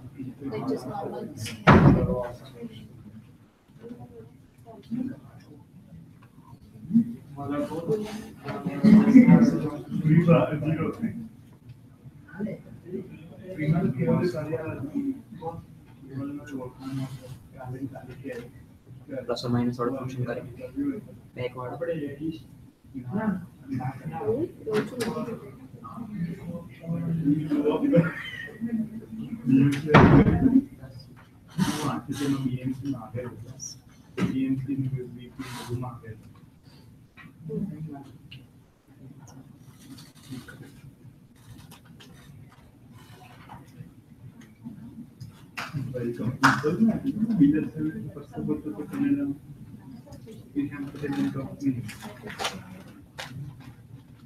चेंज करें तो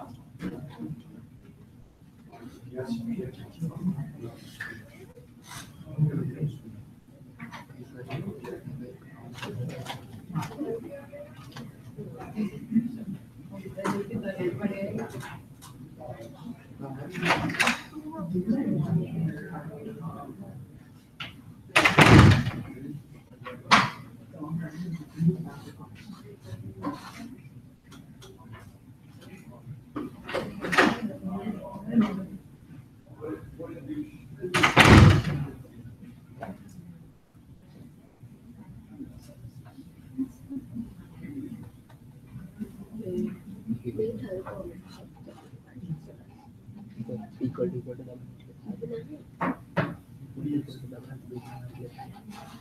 डबल डबल कर दीजिए equal function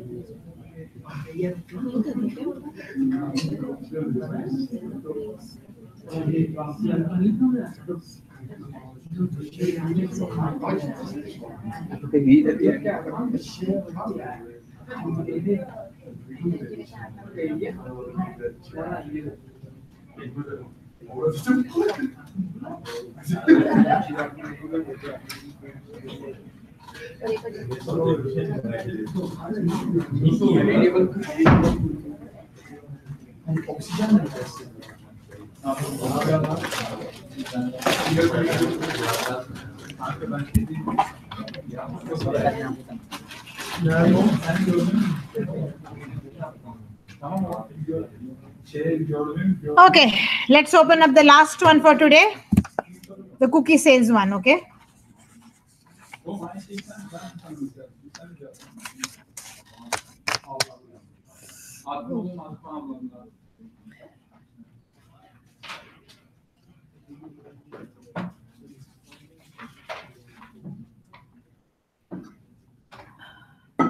Okay.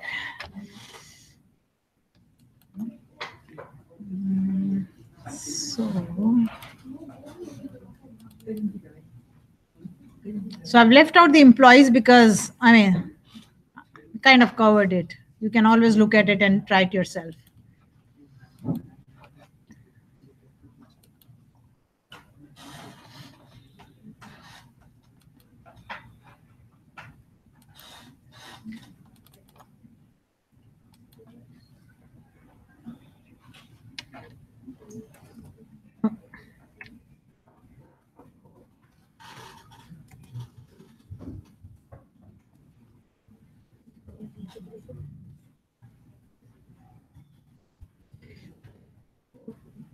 Okay, okay, let's look at this one now.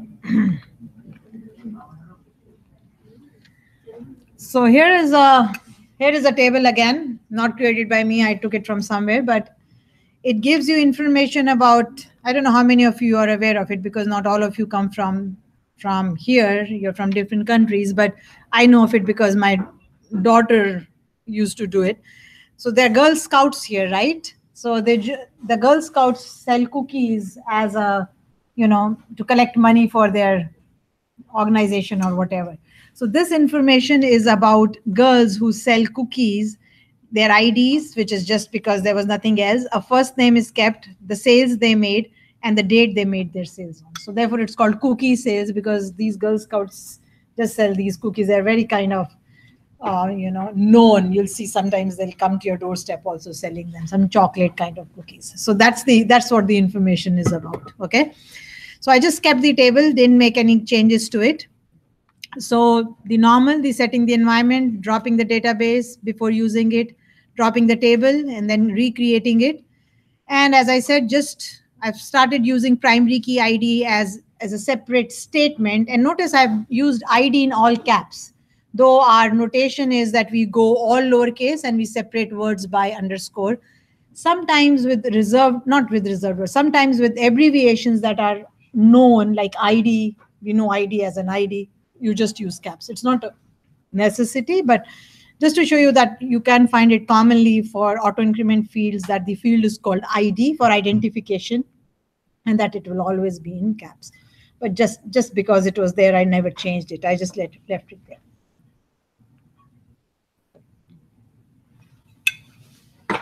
Okay, then again, the insert statements. So we have, if you kind of look at it, we have Lindsay, Nicole, Brittany, Ashley, and then they have been repeated. So these are 4 or 5 girls, if I'm not mistaken. And here is what they sold. I mean, what amount of, so it's the money amount that they collected by selling cookies, and then the dates they sold it on. So the data is old. If you look, it's talking about 2007 and March of 2007, but there are different dates. 12th March, you see 11th March, 10th March, 9, 8, 7, and 6 Marches. So these, they kind of get a week, I think, to sell it, and then the money that they collect, they give it. And if they can't sell it, then the poor parents have to give the money, right? So you have to sell some amount of cookies. Okay, now let's start. So a few of these things you've done before, we've done many a time, so I've kind of filled them up for you. But then things that we haven't done before, and most of them are inbuilt functions, I'll kind of do them with you. You've already seen a count function, you've seen an average function, so you know that functions exist. Like in any other language, functions do exist, and they make our life easier because then we don't have to write code for them. Okay, so the first one says show all the information sorted by first name. So not much to do. Select star from the table name and order by first name. So we've done ordering before. We've been doing it from week 1. Sort on more than one fields. We've also done this before, because I've shown you that you can have more than one fields. The first field becomes your major, the second one inside it, the third one inside it, and so on and so forth. And you can sort on either ascending or descending order. It really doesn't matter. Default is ascending, but if you want to change it to descending, you can write descending the whole word or the DESC. And similarly, you don't have to say ascending here, but you can, if you like, you can say ASC. And you can sort on any number of fields. Now let's start doing what I have asked for. So the next one says, show the total sales that were made, not for each girl or anything, just the total sales, right? So let's select it. And there is no other way of displaying data, so we have to use a select statement. And the total sales, the function for total sales is called sum.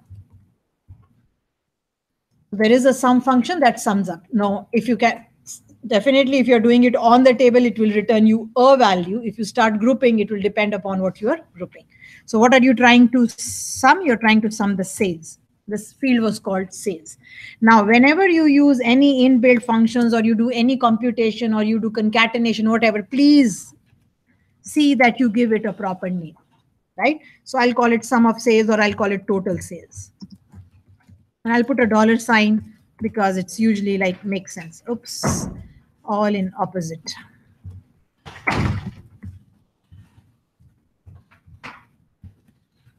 Keep that in mind. Automatically, all computed fields, anything that you do computation on, anything that you use formulas on, you can do this. Yes. You can and you cannot. Both are allowed. Yes. So I just thought, because I never do it, maybe I should, so that if you see it, you know that it is optional, right? So you can put the word as, and you can work without as. You can use more than one words, but if you use more than one words, then you have to put them in quotes. You can use a single word as the name, then you don't have to put it in quotes. But I just put it in quotes just by habit, because it just makes more sense. You can use reserved words also then, because you're putting them in quotes. So I usually put them in quotes, whether they're single or double, but if it was a single word, you didn't have to. Okay, so I give it a name, and then I say from, and then the name of the table is table cookie sales. Simple? But keep in mind, this will only give you one value. Sum is a function. It's summing up everything. Which field is it summing up? The sales field. And it gives you a value. But that's what was asked. It was saying show total sales. Didn't say by any girl or whatever. Now it says total sales by each Girl Scout, order by total sales highest to lowest. Right? So now it doesn't say anything about each field, but it says total sales by each Girl Scout. So if nothing is mentioned, this is a classwork, so it's not as if we can't say what is required, but definitely in an assignment or an exam, there is more clarity in the question. But here it says the name of each girl.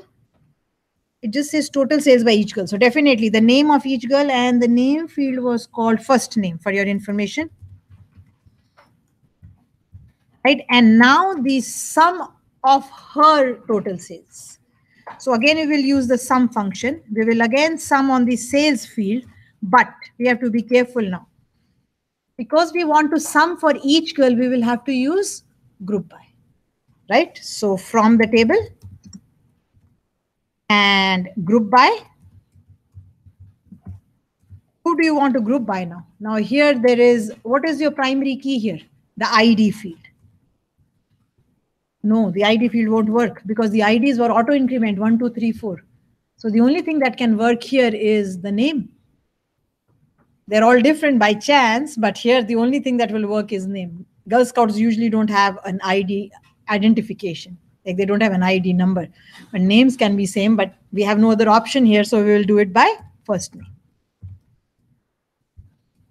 Maybe they do give them batches, but I can't remember now whether they had unique IDs or anything. But I cannot use ID here because it's an auto increment ID. So what does it do? All it does was 1, 2, 3, 4, 5, 6, 7, 8, 9, 10. So not the same girl is not getting the same ID, right? What else? It says order by total sales. Now again, when you use sum here, please see that you use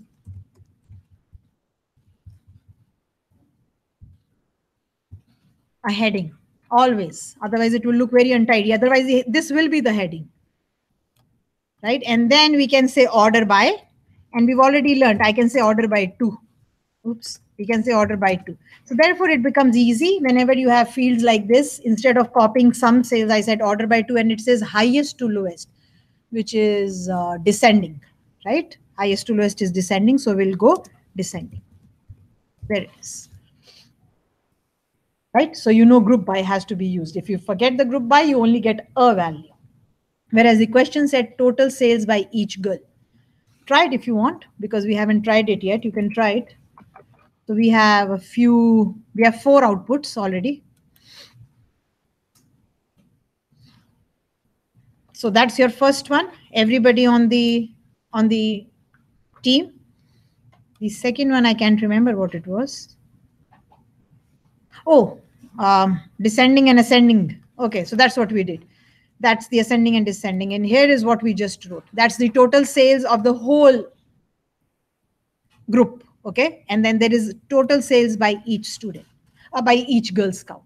And notice how 107, 196, and 81 have gone from highest to lowest. Make sense? Okay, so you've learned some. Group by you already did, so it's not so difficult to understand. Okay, let's go ahead. But again, if there are any questions, please ask. The two says this is your first field and this is your second field. So 2 is the position of the field. It becomes easy. If, as I said, if you don't do that, now keep in mind, first name has a name. It is called first name. So if I said order by first name, I was okay. But my second field doesn't have a name in the table. So if it doesn't have a name, you could have used this. You could have used the formula itself. You could have used this artificial name if it was a single word. Or you can use the position, which is what most programmers prefer. Just because you can see it right there. You're writing the select and it's right there. Otherwise, you won't go with numbers. Definitely, you would like to go with names. But here it's right there. That's what the 2 means. Okay, so the maximum sale. It's not saying the maximum sale by a girl or whatever. So what we have to do is, what is the maximum sale? So we'll do this. So this is more also trying to show you all the functions that are available, because you will need them maybe wherever.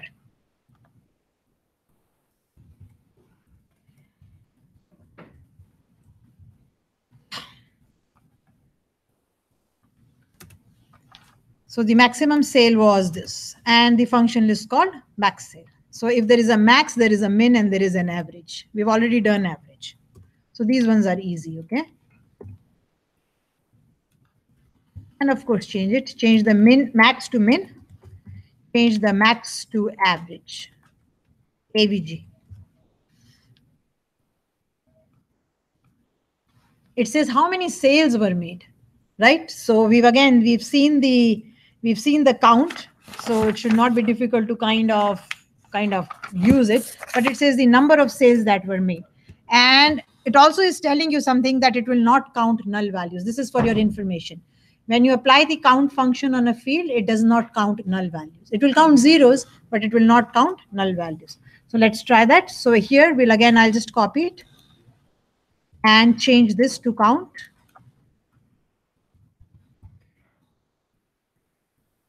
And of course, this is not the maximum sale. Oh, we should be changing those headings also. So these are total number of sales. The total number of sales, not the total amount, okay?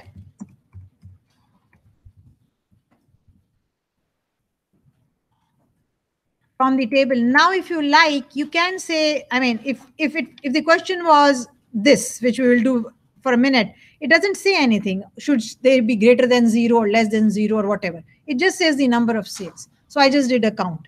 But for the same thing, if it was saying where the sales are greater than 0, oops, where the sales are greater than 0, if the question says where the sales are greater than 0, what do you have to do? Just add a where condition.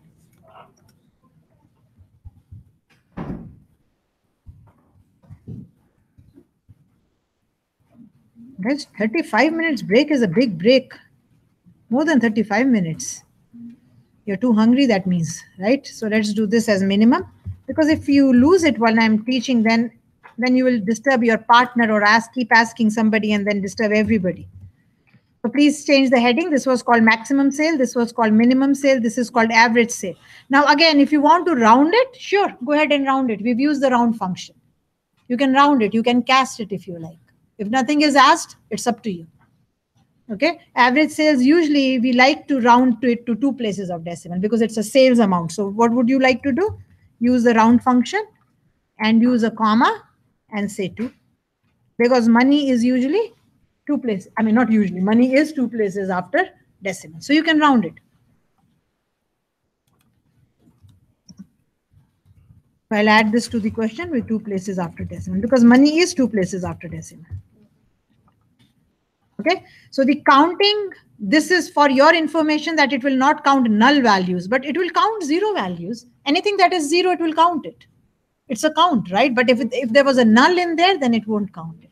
So if it says for total number of total sales or number of sales greater than 0, then you will add a condition where sales is greater than 0. Only count them. I don't know whether there were any, so I'm not sure if we'll get a different answers, but that's the difference. You add a condition to it.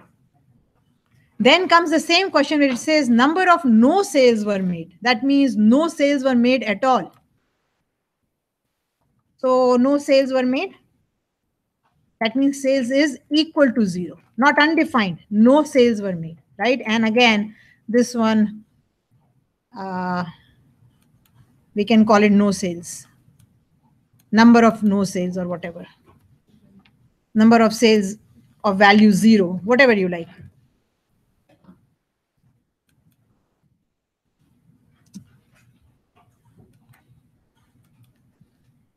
I don't know what to it's kind of difficult, but calling it no sales is very odd. So total number of sales greater than 0, you can put it because that's what you did.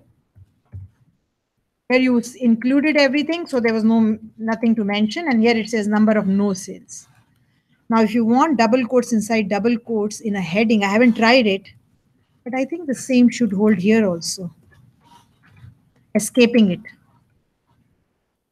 And again, one of the records in the exam had a quote, a single quote. This is the best way of escaping a quote. You can also say quote, quote, and it will escape it. You can put double quotes outside and it will work.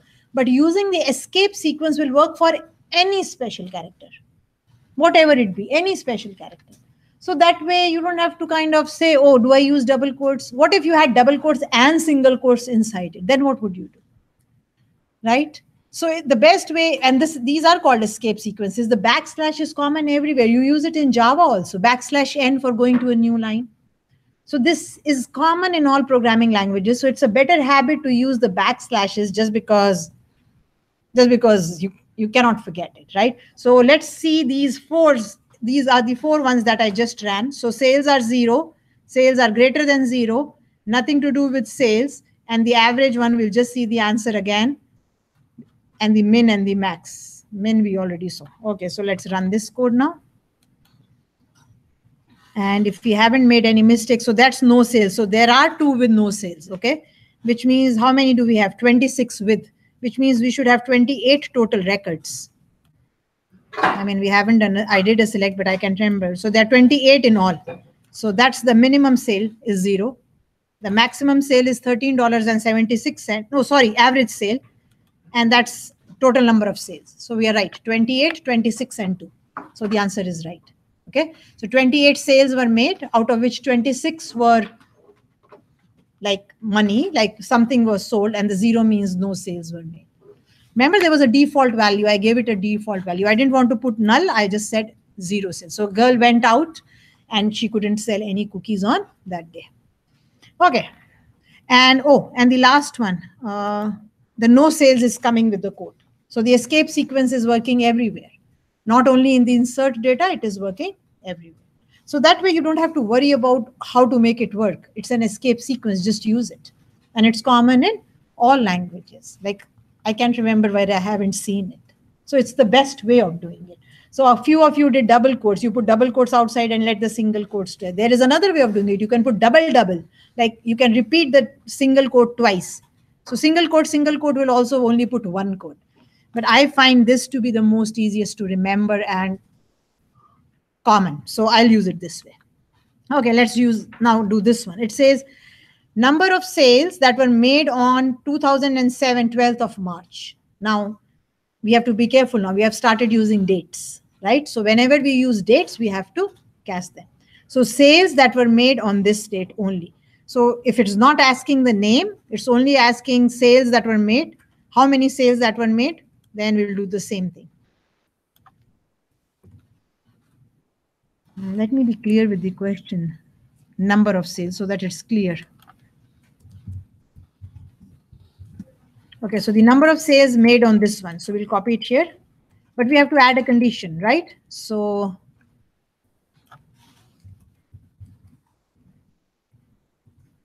what is this? March 12th. You can always show the date also. Nothing stops you from showing the date, but all it is asking is total count. So it's only a record. So it doesn't make like, I mean, you could if you like, but it's not a big deal. But what we'll have to do, what will be our condition? Our condition, the name of the field is sale date. Oh, and it has to be greater than 0 also. Sorry, I missed that. So sales greater than 0 and the sale date is equal to, underscore, and the sale date is equal to, please, even if it works, don't get into this bad habit of not using without casting, using likes, and God knows I've seen a few weird things in the midterm, but all you have to do is you have to take this date, which is already in the right format, and you have to cast it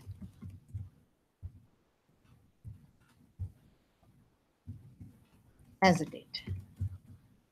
That's the right way of comparing dates.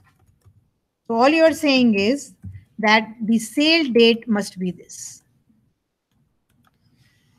right? And please keep in mind that 2007, whatever in quotes is text, is text. So don't start using it like text using the like function and the equal. Keep away from it. Believe me, this is the right way of doing it. You will never go wrong. With the other things, when you start using like or something, you may get wrong answers. Sometimes it will work. You say, oh, that's fine, but it is not the correct way. So it will not work 100% always. Okay, and that's what is required. So sale date is equal to this. So anybody, so I think, I don't know how many girls made a sale, but hopefully we'll double check on 12th March. Looks like 4 girls made a sale on 12th of March. So we'll quickly check them. 1, 2, 3, 4. 4 girls made. I think there are only 4 girls and they're doing it every day. 10, 11, 12, 28 days. Yeah, they're 4 into 7, 28 days, right? So the answer is right again. Make sense? So don't forget the casting, please. Here is where you will cast. What is casting? Taking data of one type and converting it into another type. You don't have to put cast here. This is useless. This doesn't make sense. I'm just bringing it to your notice because a couple of students did it in the midterm. So now it makes no sense at all. With a field which is already of a date type, it doesn't make sense saying cast this as a date. What's the sense? It's useless. So you don't do a casting here with the field name. It's already the casting does what? What is casting? You've done it in Java also. When you try to change one data type into another. So what are you doing? You are changing this data type, which is text, into date. That's what you're doing. That's why you are casting it. Okay, maximum sale by each girl. That means grouping, right? Ordered by maximum sale. So we have to order by the sale. So it doesn't say ascending or descending. Okay, so let's try it. So we want to select. Definitely the name of the girl will be good to know. Otherwise, who made what sale? Will not make sense. If nothing is mentioned, that's okay. Because as I said, we are just doing classwork and I just kind of wrote them quickly. So some instructions are not complete. And we want to find out the max of the sales. Good enough, right? But the problem is the max is a function that returns a single value, and that's not what we want. We want it to be grouped by, and then we also want it ordered by. Okay, so the table name. The only option we have is the first name. Unfortunately, that's what we have. And order by now is what? I forgot my semicolon here. Maximum sale. So this second field again. Okay, so let's say we have to put a maximum sale here. Basically maximum sale amount actually.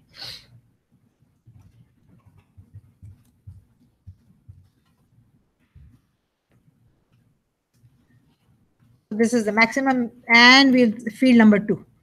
Order by 2. Make sense? Each girl means you have to group it. Then you have to find the maximum of that group. And then you have to order it by that maximum. So let's try it. Should work. Let's hope. Did we do this one? Number of sales. Yeah, we did this one. Let's do this one. So there it is. Ashley made a 2682, 31.99, 32.02, and 43 and 21 cents. I mean, I've put dollars, assuming it is dollars. Of course, if it is something else, you'll just put that in brackets. And again, notice every time I'm using a function or I do any computation, like which you haven't yet done, but you're using functions here. I use concat or anything. I always give it a name because I don't want to see something that doesn't make sense. You want to give a name here, you can say name.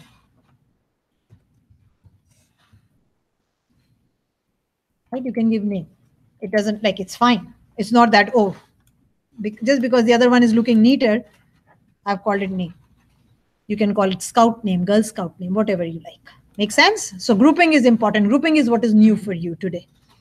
The ordering by number, maybe, but maybe I haven't done it before, but that's what it is. Okay. Average sales by each girl scout with 2 places after decimal and then order by first name. This is an easy one. So average by each.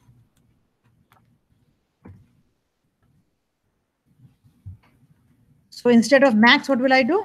Average. Grouping is still to be done by first name. Now order by, you can say 1 here if you like. You can say first name if you like. Or let me show you. Is name a reserved word? Yes, it is a reserved word, but I think I can say name here.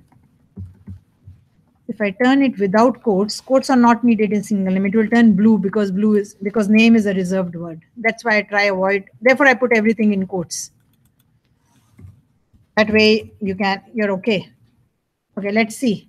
This name is a reserved word. I don't know how many of you remember. We saw it the first week or the second week. But I'm showing you here that I can use one, I can use first name, and I can use name if I'm not mistaken. I usually don't go by that, but Ashley, Brittany, Lindsay, and Nicole, yeah, it is doing it. So what do you have? You could have put a 1 here if you like. You could have also put first name if you like. Or you can use the name that you've given here. You can also use this here. So all 3 options are allowed. Now, I'm not sure if I put this in quotes, I can still do it. I'm not very sure, but we can try. Or maybe I'll have to put it in the bottom one also then. No, it works either way. I just don't like it to be blue. I don't like to use reserved words just because it's not a good habit. I hope it's, oh. Okay, so this one is not doing when I go. It's gone opposite. Descending. No, it is not ascending. So when I didn't have this one, I was okay, right? Yeah, so putting quotes in this one was, I don't know, it did something. I have no clue what. But yeah, the quotes here, just because it's a reserved word, you don't have to. You can always use reserved words in MySQL, but I prefer not to use them. So, but name was something which was making more sense. But that I'm able to show you that you can even use the display name. So you can use one, you can use first name, or you can use the display name. Single, it should be a single word. So instead of remembering all these rules, it's just easy to remember by position. Like, I mean, this is for your information. Number of days that a sale was done. That means now we want to count how many days was the sale done. Remember, if no sale was done, the sale value will be 0. So we have to be careful about that. So number of days. So number of days means we are going to do count, right? We want to do count. So let's see, number of days that a sale was done. So we have to do a count. So let's select it. Let's count. On what value? The sales value, right? Of course, I want to give it a name. Number of sale days, you can say. Of course, the from is okay.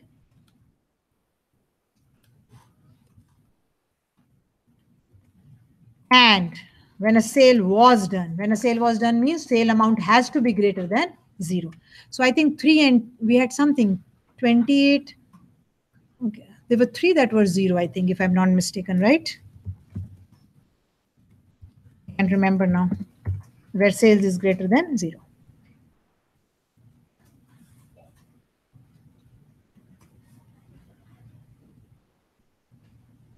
I haven't said anything in my question, so I'm assuming like it also says when sale was done.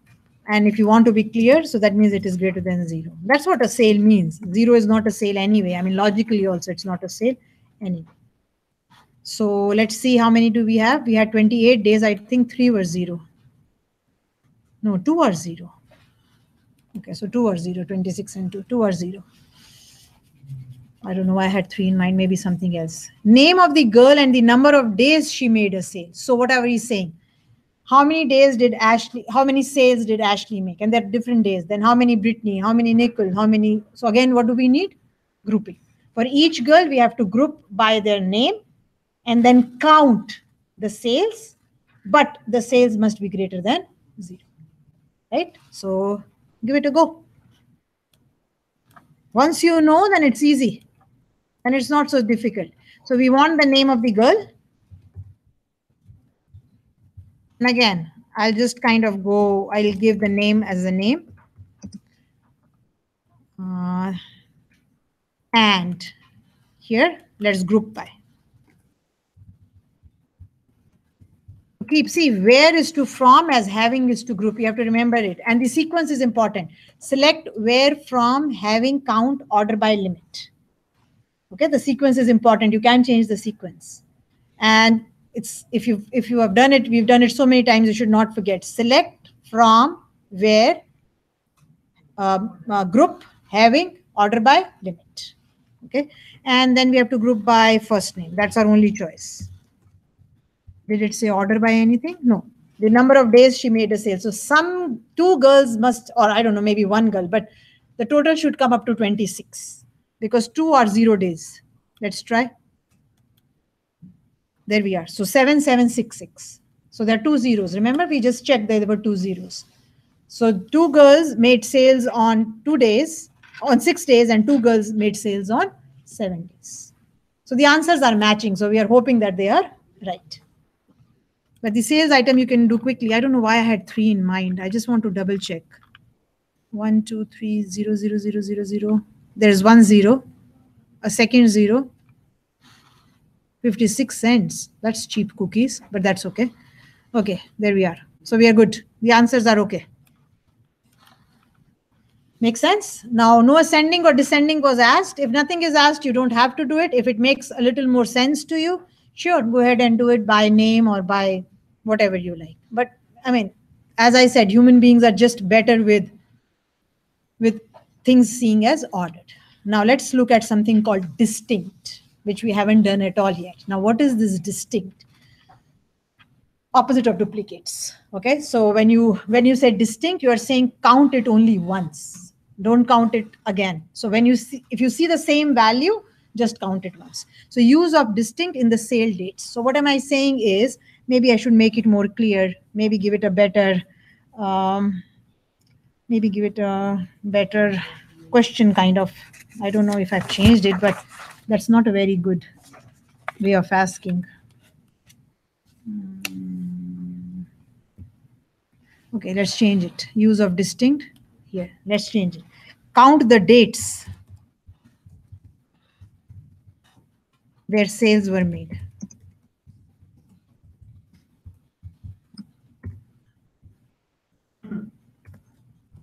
That's not a good question at all. So I'll change it. Right. So what is this distinct? Let's look at what this distinct is. And then let me write it for you. And then do it for you. Count. Yeah, where sales were made. Okay, let's do it. Count the dates where sales were made. Okay, so if you remember, there was 12th March, 11th, whatever, and there was 6th March. So all I want to do is I want to count how many. So every girl made a sale on 6th March, for example. 3 girls made it on 7th March, 2 on for whatever. But I only want to count every date only once. So to see which were the sale dates, but only once. Count it only once. So to count it only once, I'll do it without, and then you will see the difference. If I simply say select, and what was that field called? Sale date. It was called sale date.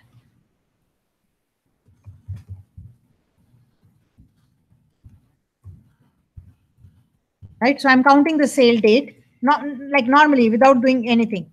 And I'm going to call it number of sale days.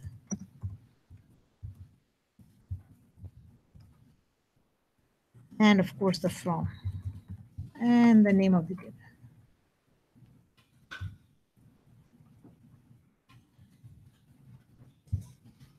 Let's see what this will do. Definitely it will just count all these sales, where sales were greater than 0.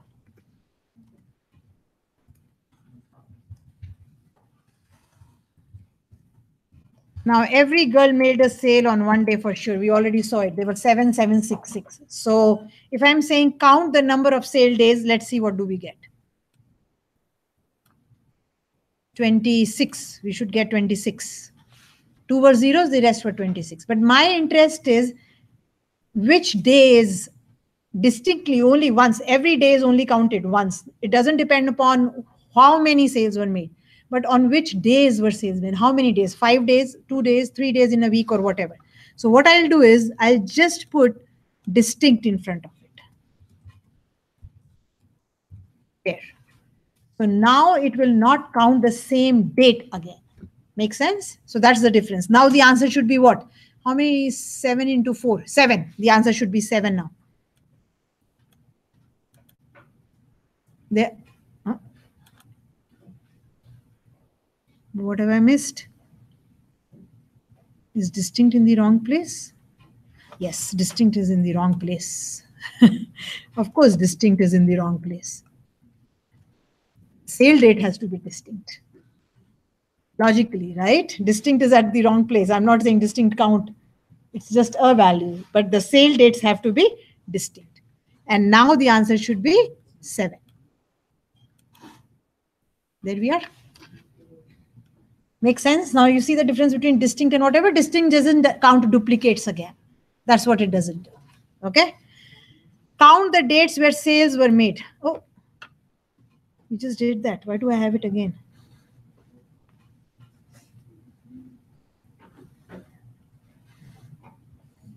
I don't know. Same thing, yeah. Or maybe the question, no, that's the same thing. That's absolutely the same thing. Okay, so remove that, and maybe those two together is count the dates where sales were made. I've combined the question. I think that's the reason. Must be half sleeping. Anyway, which girls or girl, could be anything, sold cookies on maximum number of days?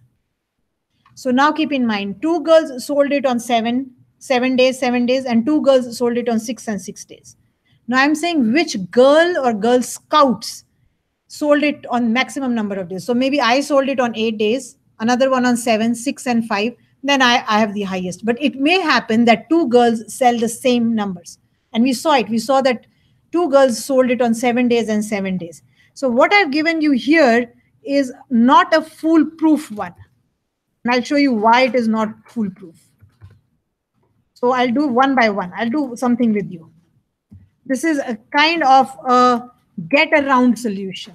So what did I do? I said, show me the name, count the sale date from the table where the sales are greater than 0, group by the first name and order by 2 descending. Let's only try to do this first. What will happen by this is 7, 7, 6, 6 will come in sequence, right? Then I am saying, oh, the girl who sold the maximum is at position 1. That's the right assumption. She's at position 1. So I get her name. But what I don't get is that Nicole and there was another girl also who sold the maximum number of days. So I've lost that answer.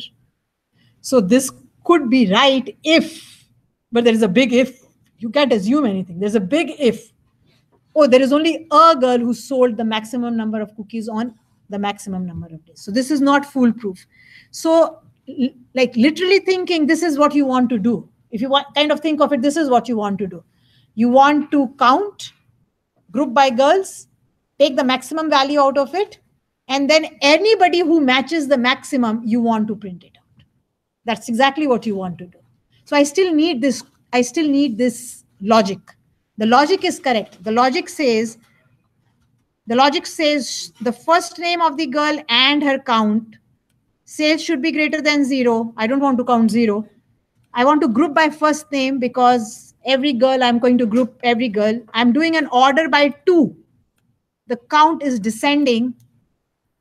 So it's by 2. The maximum, the limit is 1 because it shows me the maximum value.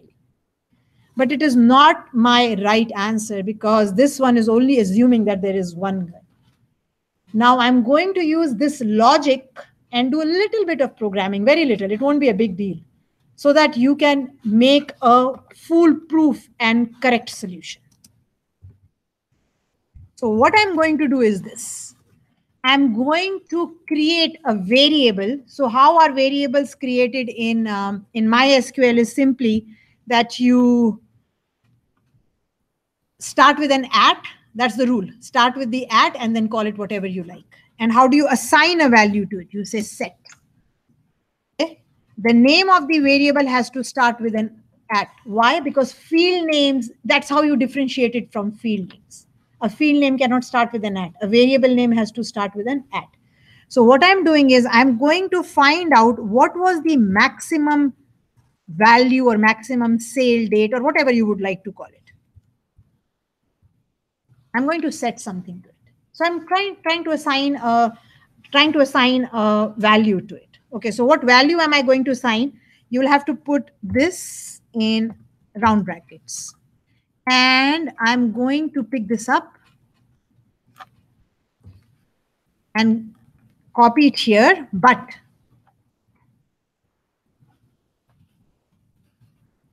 we'll have to do a little more changes to it.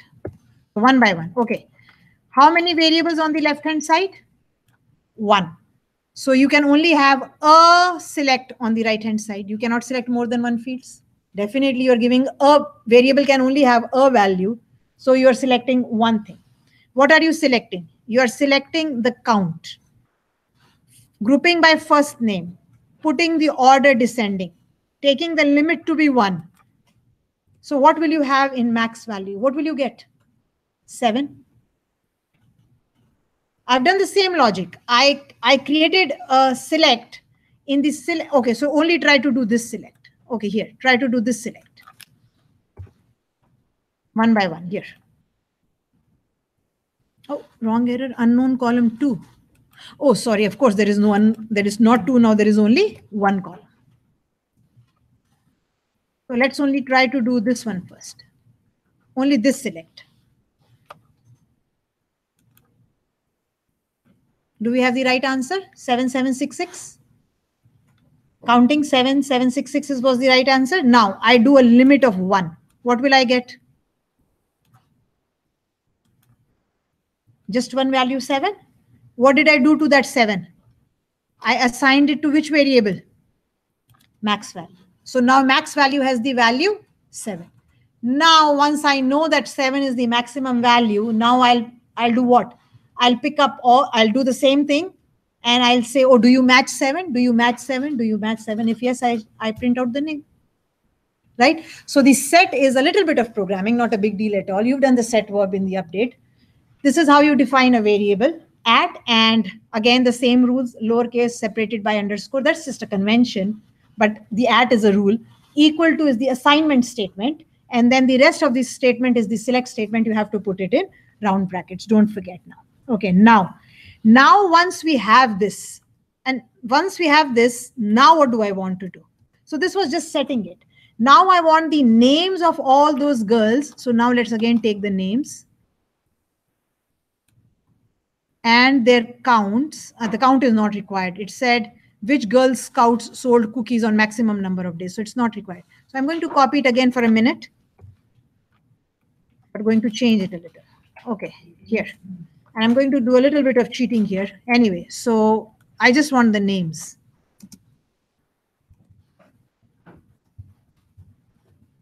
Okay, so I'm only interested in names. From the table cookies is right. Where sales is greater than 0 is right. Group by first name is right. Now what do I have to do?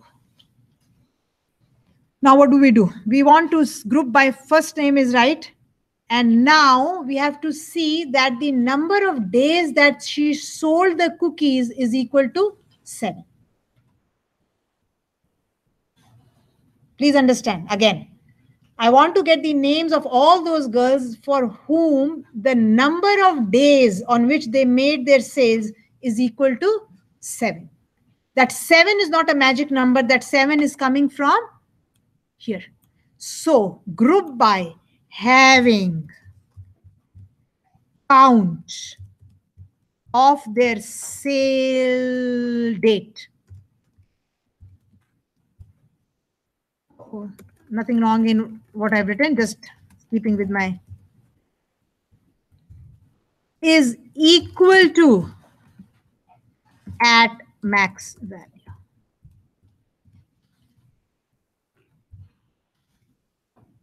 I've imposed a condition now.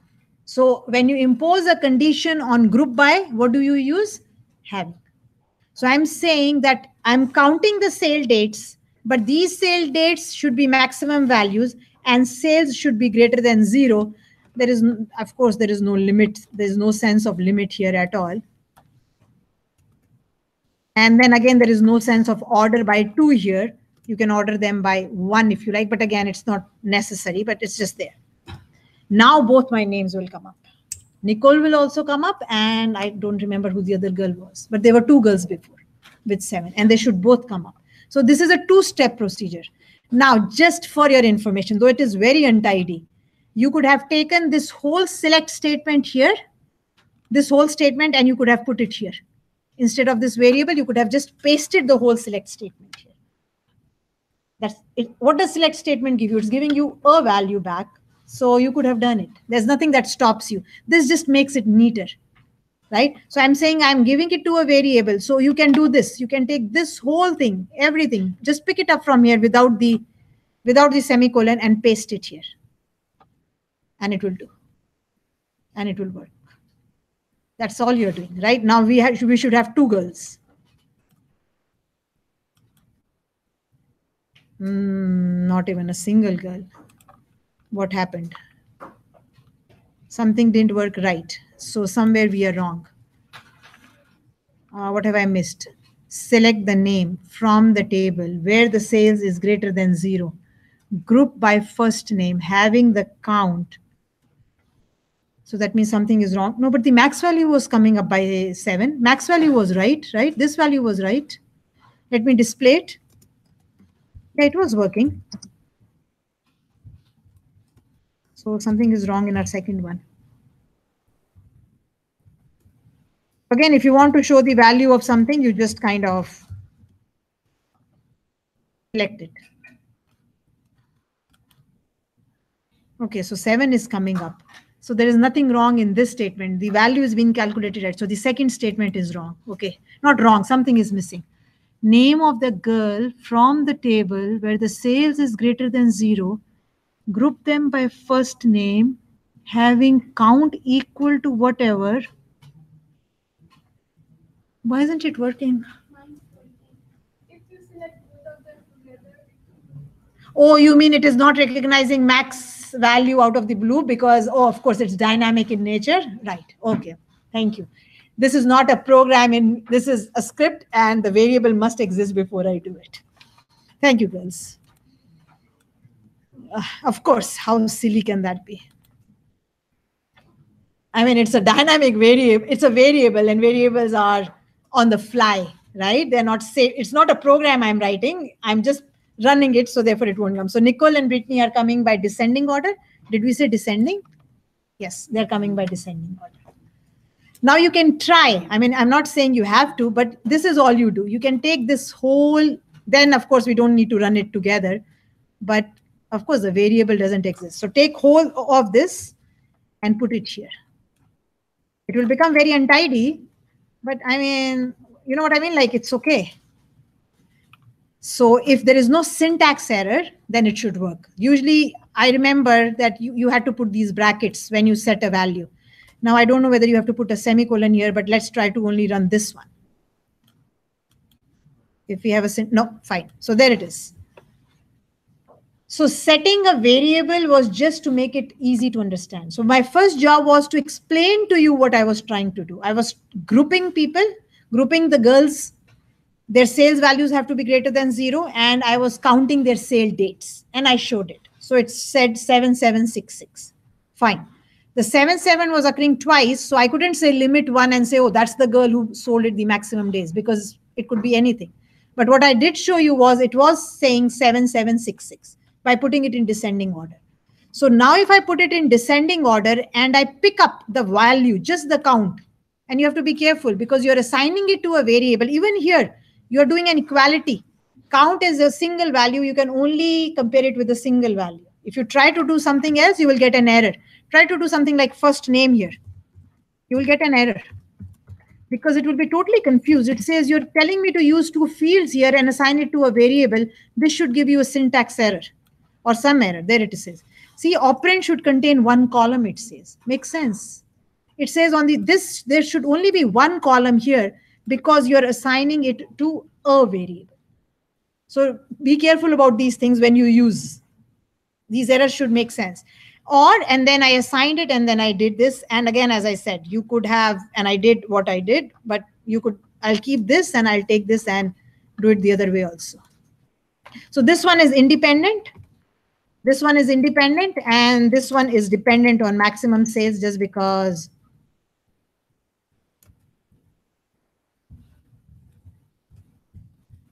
so these two have to go together. Okay, what are we missing? Extra. So these two have to go together, foolproof and correct solution. So first and second should go together, or independently you can run this.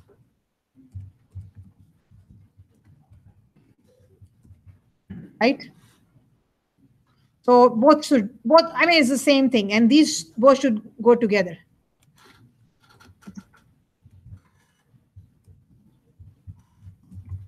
Because I made that mistake, I'm writing it, right? It was my mistake, so I'm writing it. I didn't even think about it. I said, oh, I've already run it, so max value is there. But I never thought that max value was in RAM, and it's volatile in nature. It's not saving anywhere. So that takes care of, now the whole script should run foolproof. Let's just double check once.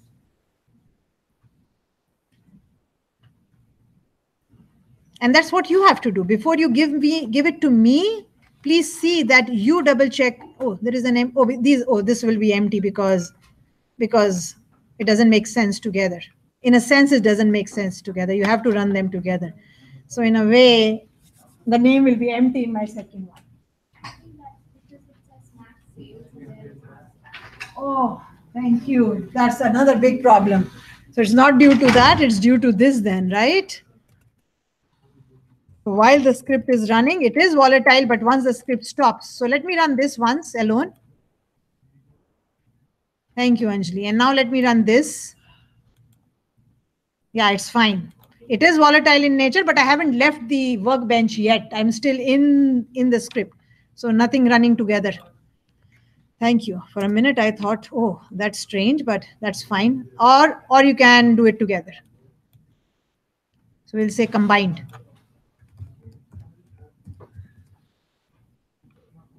There. Everything should run now. And that's what I want to see. So I run your script and I kind of check the answers.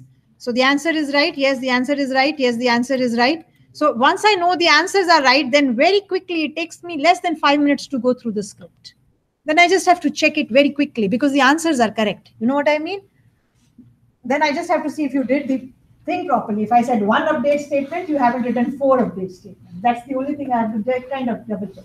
But if you give me a script that is not running and it stops at, say, 4 or 5, now either I just ignore the rest. I mean, it's not my job to go and read. You haven't given me outputs. So now do I find out what your error is, then rectify that error, and then run the script again?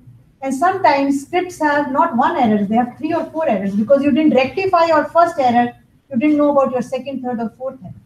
So I'm wasting my time. And that's not how it works in programming world. You write a program, you are responsible for giving me a running script. If you don't know something, don't include it. That's perfectly fine. But I'm not going to do it in future. You have to think it from my viewpoint. 70 assignments to be marked. And then if I start doing it even for, say, 5 students, it's work for me. And I don't want you to be unprofessional. You have to be professional programmers. Okay? So that takes care of selects, advanced selects, groups, having by, inbuilt functions, and so on and so forth. I'll put all this back on Blackboard for you. So we did 3 today, and next week onwards, we'll start doing joins. And joins is something that will take a bit of hard work and understanding. So I'll go slow in the sense that I'll do a few examples every week and I'll keep repeating examples till you get it. Okay. And the assignment on what we've done today, I think I have one, but I can't remember right now. So I'll have to double check. If there is one, it will come up on Blackboard tomorrow. Okay. Okay, so let's put this back on for you guys on class scripts.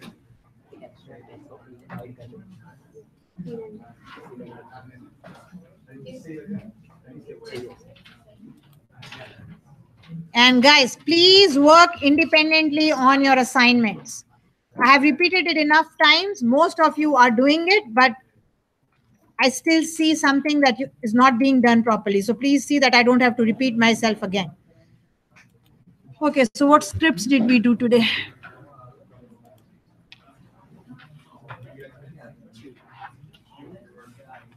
ચાલુ થઈ.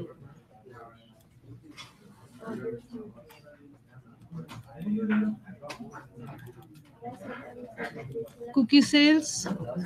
So give it a go, right? Go and read about this a little because it was a little complicated, the group and having.